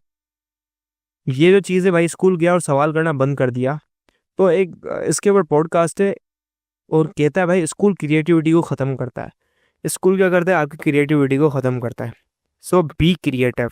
ये रट्टा वट्टा लगाने की चीज़ें नहीं है। और बड़े होके तुम लोगों ने पैसा कमाना है ना, तो पढ़ लिख के तुम पैसा वैसा नहीं कमाओगे, नौकर बन जाओगे और कुछ नहीं कर पाओगे। 1 लाख 1.5 लाख 2 लाख रुपए 3 लाख रुपए कमाओगे, लेकिन होगे गवर्नमेंट के नौकरी। तो दुनिया के अंदर जो अमीर तरीन लोग हैं ना, जो इलॉन मस्क हो गए, मार्क जुकरबर्ग हैं, वो उन्होंने भाई पढ़ाई नहीं की, वो कॉलेज भी ग्रेजुएट नहीं है, वो तभी भी बिलियनर है, टॉप लेवल के बिलियनर है। वो आपके इंडियन जो मुकेश अंबानी वाले हैं, वो उन्होंने भाई कॉलेज की डिग्री वगैरह नहीं ली बेचारों ने। ऐसे ही हैं, जाहिल लोग हैं, डफर हैं, थर्ड क्लास हैं, उनको हल्का फुल्का आता है, इतना नहीं आता, समझ रहे हैं। बट डिग्री हो लेने से कुछ नहीं होगा। साइंटिस्ट इंक्लूड भाई, हमें सवाल आते हैं कोई चीज़ कैसे हो रही है, क्या हो रही है, कैसे हो रही है, तो हम प्रॉब्लम में फंस जाते हैं। तो हमारे को स्टेप्स होते हैं उसको सॉल्व करने के लिए, उसको हम कहते हैं scientific method. Scientific method is a general method, वो किसी भी टाइप के अंदर इस्तेमाल किया जा सकता है। Scientific method is a general method. अगर वो बायो की प्रॉब्लम्स को सॉल्व करने के लिए इस्तेमाल किया जाता है, तो उस चीज़ सेम ही चीज़ को हम कहते हैं बायोलॉजिकल मेथड। ठीक है, बायोलॉजिकल मेथड के अंदर क्या क्या स्टेप्स होते हैं? 6 स्टेप्स होते हैं। पहले हम रिकॉग्नाइज करते हैं प्रॉब्लम क्या है, देन उसके ऊपर ऑब्जर्वेशन करते हैं, आइडेंटिफिकेशन करते हैं, उसके बाद हाइपोथेसिस बिल्ड करते हैं, उसके बाद डिडक्शन निकालते हैं, एक्सपेरिमेंट करते हैं, उसके बाद रिजल्ट निकालते हैं। समझते हैं प्रॉब्लम की जो है ना रिकॉग्निशन क्या है। बेसिकली प्रॉब्लम क्या होती है भाई, एक रिलेटेड होती है लिविंग ऑर्गेनिज्म के साथ, लिविंग सिस्टम के साथ, बायो के साथ। वो क्वेश्चन कहाँ से आता है, या तो कोई प्रॉब्लम होती है, या कोई बंदा पूछ लेता है हमें कोई प्रॉब्लम आती है, या हमारे दिमाग में इत्तेफाक से वो आ जाती है रिसर्चर के दिमाग के अंदर, यार ये सब क्यों हो रहा है। उसके बाद हम ऑब्जर्वेशन करते हैं, भाई ऑब्जर्व करते हैं ये चीज़ ऐसे क्या है। There are 2 types of observation, 2 type की ऑब्जर्वेशन है, एक होती है क्वालिटेटिव एंड एक होती है क्वांटिटेटिव। ठीक है, क्वालिटेटिव क्या होती है, आप अपने सेंसेस को यूज़ करके उसको आप देखो, सेंसेस का इस्तेमाल करो, एंड उस सेंसेस के इस्तेमाल करने के बाद क्या करो, आप सिंपली ऑब्जर्व करो, रिजल्ट निकालो। रिजल्ट क्या मतलब, आपने ऑब्जर्वेशन की, जो भी आपने किया। तो एक होती है क्वांटिटेटिव। क्वांटिटेटिव क्या होती है, उसके अंदर आप इंस्ट्रूमेंट इस्तेमाल करते हो, इंच टेप वगैरह वगैरह फलाना ठिकाना चीज़ें इस्तेमाल करते हो। तो इन चीज़ों को इस्तेमाल करने के बाद आप क्या करते हो, तो ये सारी चीज़ें आप इस्तेमाल करते हैं, एंड आपके उसके बाद कंक्लूजन निकालते हैं कि यार ये आपने डेटा होता है ना, डेटा, आप डेटा कलेक्शन करते हैं, मेयर क्या इसकी जो लेंथ है, या उसका डायमीटर है, या उसका शेप है, ये ऐसा है, फलाना ठिकाना दूर चाहिए। ठीक है, या क्वांटिटेटिव ये होती है, आपके पास 1000 कोरोना वायरस के केसेस हो रहे हैं 10,000 बंदों में, और उसमें से 900 मर रहे हैं, तो स्टेटिस्टिकल आप डेटा बनाते हैं कितने परसेंट को हो रहा है, कितने परसेंट मर रहे हैं, कितने बच रहे हैं। This is quantitative. आपको क्वांटिटेटिवली स्टेटिस्टिकली उसको सॉल्व करना पड़ता है, मैथ का यूज़ करना पड़ता है, या इंस्ट्रूमेंटेशन का यूज़ करना होता है। देन आपके पास ऑब्जर्वेशन आ गई, देन आप फार्मूलेशन करते हैं हाइपोथेसिस की। हाइपोथेसिस क्या होती है, आपका ख्याल होता है, जहनी ख्याल होता है। हाइपोथेसिस एक स्टेटमेंट होती है, आप यहाँ पे पहुँचते हैं, that may prove to be the answer of the biological problem under study. वो हाइपोथेसिस क्या होती है, वो आप सोचते हैं यार ये प्रॉब्लम हो सकती है। अगर वो हाइपोथेसिस ट्रू हो जाती है, तो वही प्रॉब्लम का हल हो जाता है कि भाई ये चीज़ ऐसे हो रही है। तो ये एक टेंटेटिव एक्सप्लेनेशन होती है। टेंटेटिव का मतलब अनसर्टेन, अनसर्टेन, ये क्लियर नहीं होती, ये कंफर्म नहीं होती सही है गलत है, भाई कच्ची पक्की होती है। हम जब इसके ऊपर एक्सपेरिमेंट करते हैं, फिर पता चलता है भाई ये सच्ची है गलत है। तो हमारा दिमाग कहता है, ये हाइपोथेसिस बनाते हैं ऑब्जर्वेशन के बेस पर, ये माइट भी ट्रू हो सकती है और मे भी रॉन्ग हो सकती है। ठीक है, तो हाइपोथेसिस के पास कुछ कैरेक्टरिस्टिक होने चाहिए भाई। जनरल स्टेटमेंट होनी चाहिए, जनरली मतलब वो हर चीज़ को कंप्राइज करे, आपके पास जो भी ऑब्जर्वेशन है हर चीज़ को डीलिंग करते हुए वो बनती जाए। It should be tentative idea. Tentative idea मतलब अनसर्टेन आइडिया, वो आइडिया मे बी राइट हो मे बी रॉन्ग हो, you are not certain about this.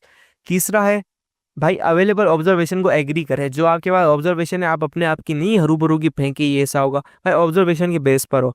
It should be testable and potentially falsifiable. भाई ये टेस्टेबल भी हो, भाई इसको आप टेस्ट भी कर सकते हो, और पोटेंशियली फाल्सिफाइबल हो, और वो ऐसी ऑब्जर्वेशन हो जो कि फॉल्स भी की जा सकती हो। भाई कुछ टाइप की ऐसी हाइपोथेसिस होती है जिसको आप फॉल्स नहीं करते, ठीक है, फॉल्स हो ही नहीं सकती। क्या करते हैं भाई, फॉल्स हो ही नहीं सकती। फॉर एग्जांपल अगर आपको कहे कि गर्मी में जाने से, हाइपोथेसिस है गर्मी में जाने से आपका क्या है, टेम्परेचर बढ़ता है, यू नो दिस, आप इसको फॉल्सिफाई नहीं कर सकते यार, you can not falsify, this is general thing and you know this. Okay, वो चीज़ इसको फॉल्सिफाई कर सके वो वैसी हाइपोथेसिस होती है।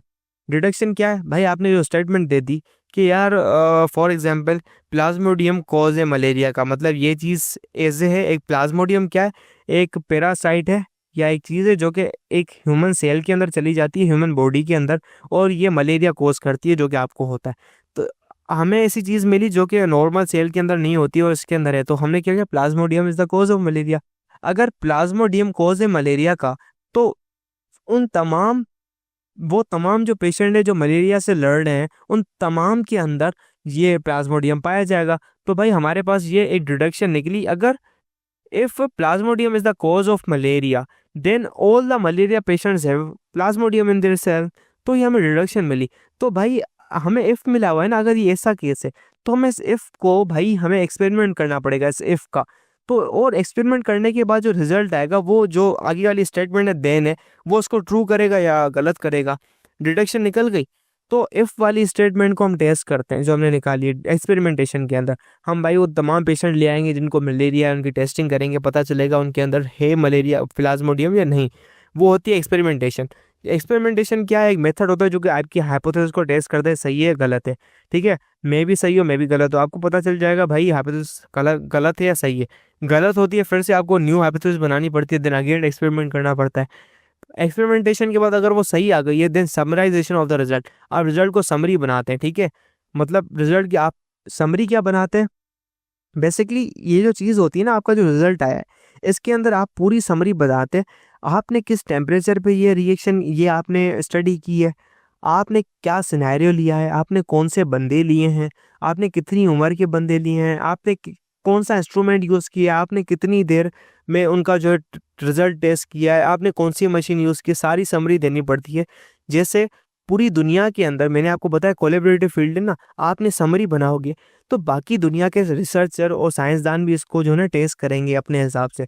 आपको उनको बताना पड़ेगा मैंने क्या क्या यूज़ किया, तो वो भी उन्हीं मेथड को यूज़ करके उन्हीं कंडीशन को यूज़ करके उसको टेस्ट करेंगे।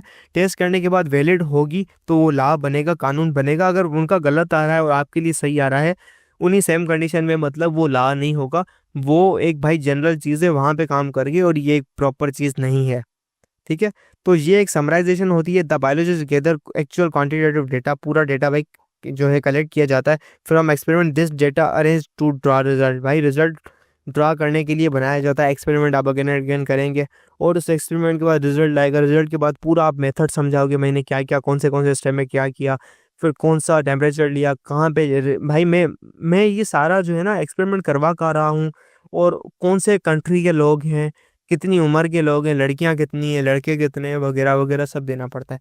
तो this is what biological method. इसके बाद नेक्स्ट टॉपिक आएगा hypothesis theory and law. Theory and law क्या है? हाइपोथेसिस एक गेस होता है, एक आपका ख्याल होता है कि जिसके ऑब्जर्वेशन के ऊपर, ऑब्जर्वेशन आपके पास आती है, डेटा होता है, उसके ऊपर आप एक ख्याल मारते हो, तुक्का मारते हो, जिसे कहते हो यार ये ऐसा हो सकता है। तो हाइपोथेसिस एक तुक्का होता है, टेंटेटिव आंसर होता है कि यार आपके प्रॉब्लम का, लेकिन कंफर्म नहीं होता, ये कंफर्म नहीं होता, कच्चा, ये गलत भी हो सकता है सही भी होता है। इसको टेस्ट करने के लिए आपको डिडक्शन बनानी पड़ती है और इसी से डिडक्शन को आप टेस्ट मारते हो, उसके बाद पता चलता है सही है तो थ्योरी बन जाती है, नहीं होती तो आप अगेन हाइपोथेसिस चेंज करते हो, अगेन एक्सपेरिमेंट करते हो, वगैरह वगैरह। थ्योरी क्या है? एक टेस्टेबल डन चीज़ है, कोई भी इसको टेस्ट कर सकता है, ठीक है। अब थ्योरी अगर बार बार थ्योरी अगर सही हो रही है, आपने 1000 दफ़ा थ्योरी को टेस्ट किया है फिर भी वो सही आ रही है और पूरी साइंटिफिक कम्युनिटी के अंदर आ रही है, मतलब हर केस के अंदर ये चीज़ लागू है, वैलिड है, तो ये लॉ बन जाएगी। अदरवाइज थ्योरी 2 साल 3 साल 5 साल 7 साल 10 साल के बाद भी अगर कुछ लोग टेस्ट करते हैं या पता चलता है कि ये तो हमने गलत चीज़ की थी, तो थ्योरीज भी गलत हो जाती हैं। जैसे हमारे पास पुरानी थ्योरीज थी, रदरफोर्ड का मॉडल था, रदरफोर्ड थ्योरी, एटम के बारे में थ्योरीज थी शुरू वाली, वो सारी गलत हो गई। थ्योरी क्या थी? एक छोटे से पीरियड के लिए सही है, एक नया मेथड आया चेक करने का, उसके बाद एक नई बात आई, उसने उसको गलत कर दिया, एक न्यू बात आ गई। आपकी जो चीज़ है 100 200 दफ़ा टेस्ट हो गई है, 20 साल पर 25 साल के बाद वो चीज़ लॉ बन जाती है, जैसे न्यूटन्स लॉज ऑफ मोशन, वो लॉ ही है भाई, हर दुनिया के अंदर प्रूव्ड चीज है, ये होगा तो ऐसे होगा, वो इसके एम्पेरिकल लॉज है, उसने निकाला है, ये है। जिसे मेंटल लॉ ऑफ इनहेरिटेंस, उसका लॉ है भाई, ऐसे होता है। इसको लॉ बनने के अंदर 5 साल लगे हैं, 4 साल लगे हैं, 10 साल लगे हैं, वो चीज़ कंफर्म हो जाती है again and again again and again test करने से, यार ये इस चीज़ की ऐसे नेचर है। तो थ्योरी एक छोटा सा बात है, हाँ मतलब एक साइंटिफिक दुनिया के अंदर पूरी कम्युनिटी के अंदर एक चीज़ पब्लिश हो गई, ये ऐसे होता है ऐसे होता है। Law of conservation of momentum, law of conservation of energy, पूरी कायनात की एनर्जी, टोटल एनर्जी कंजर्व रहेगी, ना कम होगी ना ज़्यादा होगी। ये लॉ है, टेस्टेड है, you have to believe this, okay. हम भाई क्या करते हैं, कलेक्शन करते हैं फैक्ट्स की इंफॉर्मेशन को, उसको कहते हैं डेटा। डेटा को हम स्टडी करते हैं भाई, डेटा ही कलेक्शन करने को ऑर्गेनाइज किया जाता है। ऑर्गेनाइज कैसे करते हैं हम, ग्राफ के अंदर, टेबल्स के अंदर, शीट्स के अंदर हम इसको करते हैं। अब भाई प्रिडिक्ट करना, डेटा को अंडरस्टैंड करना, उसकी कहते हैं एनालिसिस। क्या कहते हैं, डेटा एनालिसिस। एनालिसिस कैसे होती है डेटा की, इसके तरीक़ेकार है। रेशियो एंड प्रोपोर्शन से इसकी एनालिसिस की जाती है, मीन एंड एवरेज निकाला जाता है। तो ये जो डेटा होता है ना ग्राफ और इसकी स्टडी की जाती है स्टेटिस्टिक्स के अंदर। ये क्या मैथ की एक ब्रांच है जिसके अंदर आप शुमारियात की स्टडी करते हो, data, graph, harmonic mean, weighted mean निकालते हो, आप इन चीज़ों को स्टडी करते हो। होपफुली आप मैट्रिक के अंदर ये यूनिट पढ़ोगे, शुमारियात पढ़ोगे, पॉपुलेशन की स्टडी करना, सारा ग्राफ का डेटा पढ़ते हो। तो रेशियो एंड प्रोपोर्शन एक चीज़ नहीं है, बहुत सारी चीज़ें आपको अंडरस्टैंड करना पड़ेगा, आपको मैथमेटिक्स आनी चाहिए। सो हमारे पास प्रैक्टिकल एग्जाम्पल आ गई है बायोलॉजिकल मेथड की। ये क्या है, प्रैक्टिकल एग्जाम्पल है। एक प्रॉब्लम था 1882 के टाइम पर, 1882 के टाइम पर, 1880s में ये प्रॉब्लम था मलेरिया का।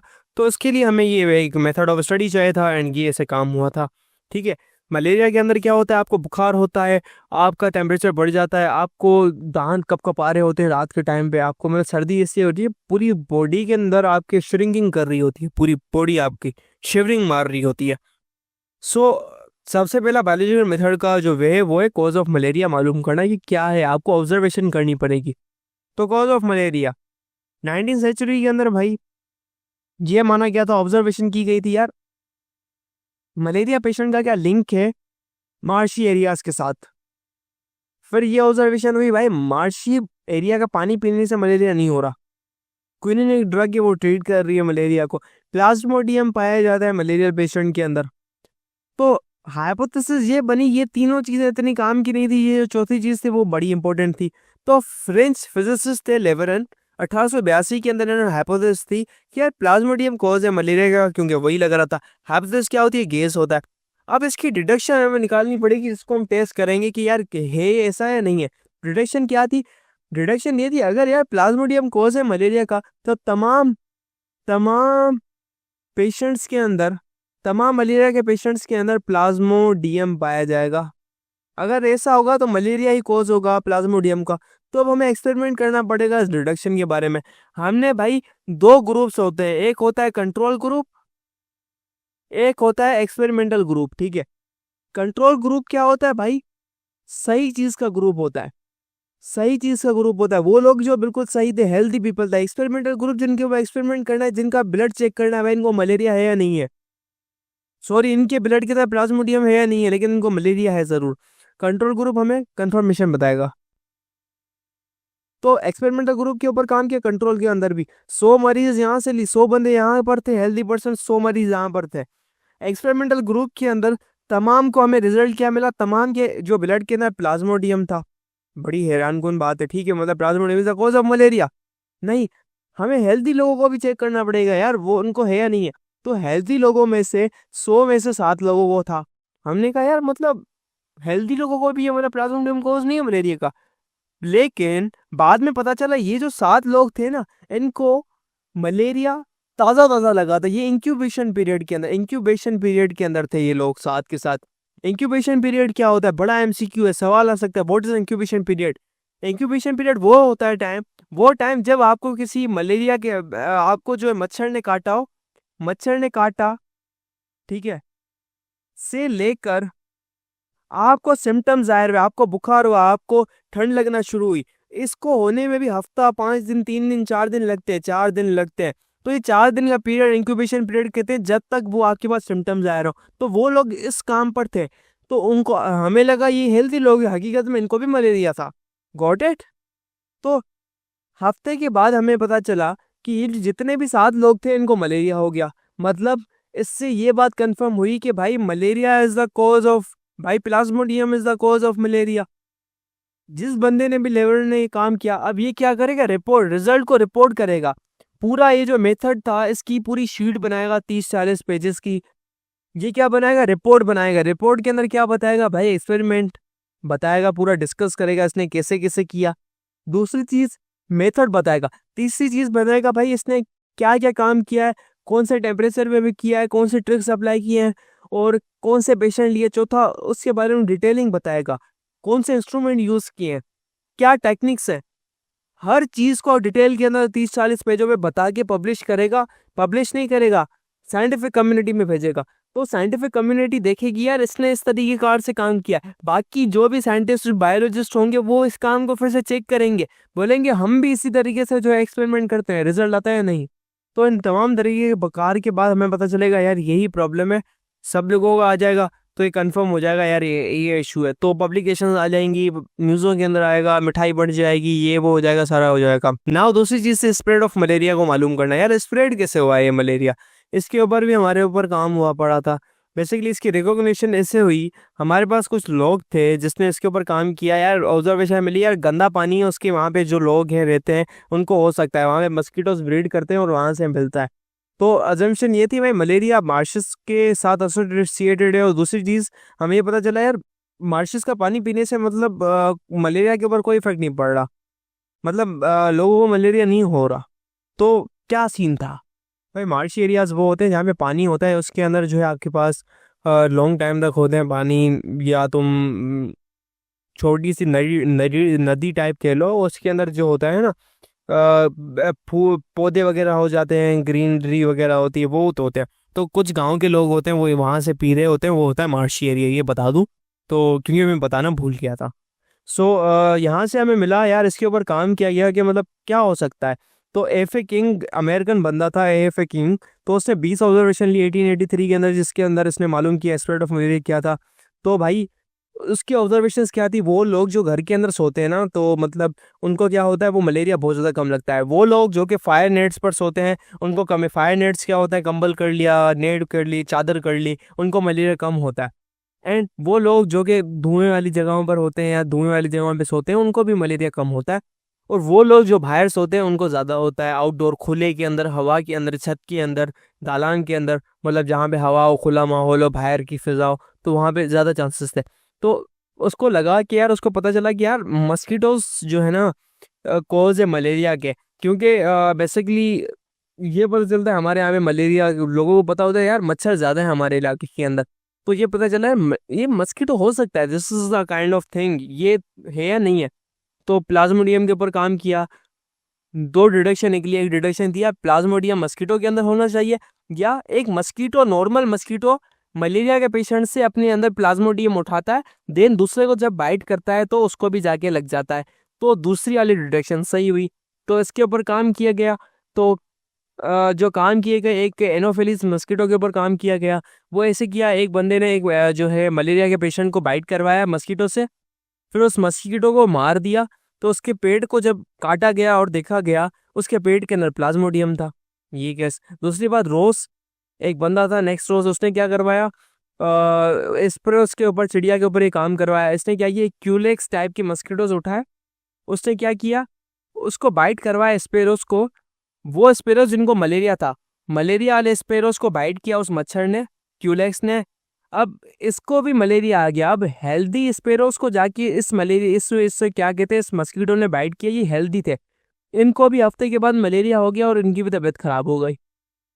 तो हमें इससे पता चला, इन द एंड हाइपोथेसिस क्या थी भाई, ये जो मच्छर है ना, ये इंसानों से लेता है और ये ट्रांसफर करता है। तो मच्छर क्या करता है, मॉस्किटो एक ट्रांसमीटर है। मॉस्किटो क्या ट्रांसमीटर है आपके पास, क्या, किस चीज का, मलेरिया का। बर्ड्स के अंदर क्यूलेक्स है और इंसानों के अंदर एनोफिलीज है। कैसे ट्रांसफर करता है, बेसिकली इसके सलाइवा होता है, सलाइवा थूक को कहते हैं। ये जब काटता है ना, तो ये अपनी थूक इंसान के अंदर डालता है। इस थूक के साथ प्लाज्मोडियम इंसान की बॉडी के अंदर आ जाता है। क्यूलेक्स के साथ ये सीन होता है, वो परिंदों के अंदर होता है। तो वो तमाम ऑर्गेनिज्म जो कि किसी डिजीज को, किसी केमिकल को लोग किसी और के अंदर ट्रांसफर कर सकते हैं जिससे बीमारी हो सके, उनको कहते हैं वेक्टर। वेक्टर की मीनिंग क्या होती है? Transmission, transmitter. तो ये ऑर्गेनिज्म क्या है? मच्छर क्या है? ट्रांसमीटर है। तो इस ऑर्गेनिज्म को हम वेक्टर भी कहते हैं, मतलब ये ट्रांसमीटर है। वेक्टर मतलब ट्रांसमीटर। एक डिफरेंट टाइप का फीवर होता है डेंगू फीवर, बहुत खतरनाक होता है। ये ऐसा फीवर होता है आपका मौत का मुंह देखना पड़ता है, बहुत खतरनाक होता है। इसकी कोई ट्रीटमेंट इस टाइप की नहीं है, आपके कोई वैक्सीन हो, जैसे पोलियो की हो गई, मलेरिया की हो गई, कोविड-19, ऐसी वैक्सीन वगैरह कोई नहीं है इसकी। काटेगा, लिवर का प्रॉब्लम हो जाएगा, आपको पूरे जिस्म की फंक्शनिंग खराब हो जाएगा, दिमाग पे चढ़ जाएगा, आपको बुखार 104 डिग्री सेंटीग्रेड, और तबीयत ऐसी हो जाएगी आप अल्लाह अल्लाह करते बचोगे। मतलब मौत का जिसको होता है ना, आईसीयू के अंदर पड़ा हुआ होता है बंदा, बहुत खतरनाक है। उसकी ट्रीटमेंट होती है, कंट्रोल लेवल करवाया जाता है, दवाएं दी जाती हैं, इंजेक्शन वगैरह, उससे ट्रीटमेंट की जाती है। तो उम्मीद है अब आपको ये पूरा टॉपिक समझ आ गया होगा एंड इससे आपकी एग्जाम की तैयारी मुकम्मल हो गई है।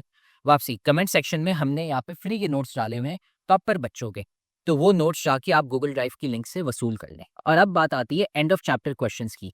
ये हम यूट्यूब पे नहीं कराते। ये आप देख रहे हैं हमारे इतने बच्चों के मार्क्स क्यों आए? वो इसलिए क्योंकि आपको कॉन्सेप्ट आता है लेकिन उसका जवाब नहीं लिखना आता, इसलिए बहुत सारे बच्चों के मार्क्स नहीं आते। शॉर्ट आंसर, लॉन्ग आंसर के जवाब कैसे लिखते हैं, पेपर पे लिखते कैसे, पेपर अटेम्प्ट कैसे करते हैं। इसलिए तो हमारी रिवीजन बैच आई हुई है।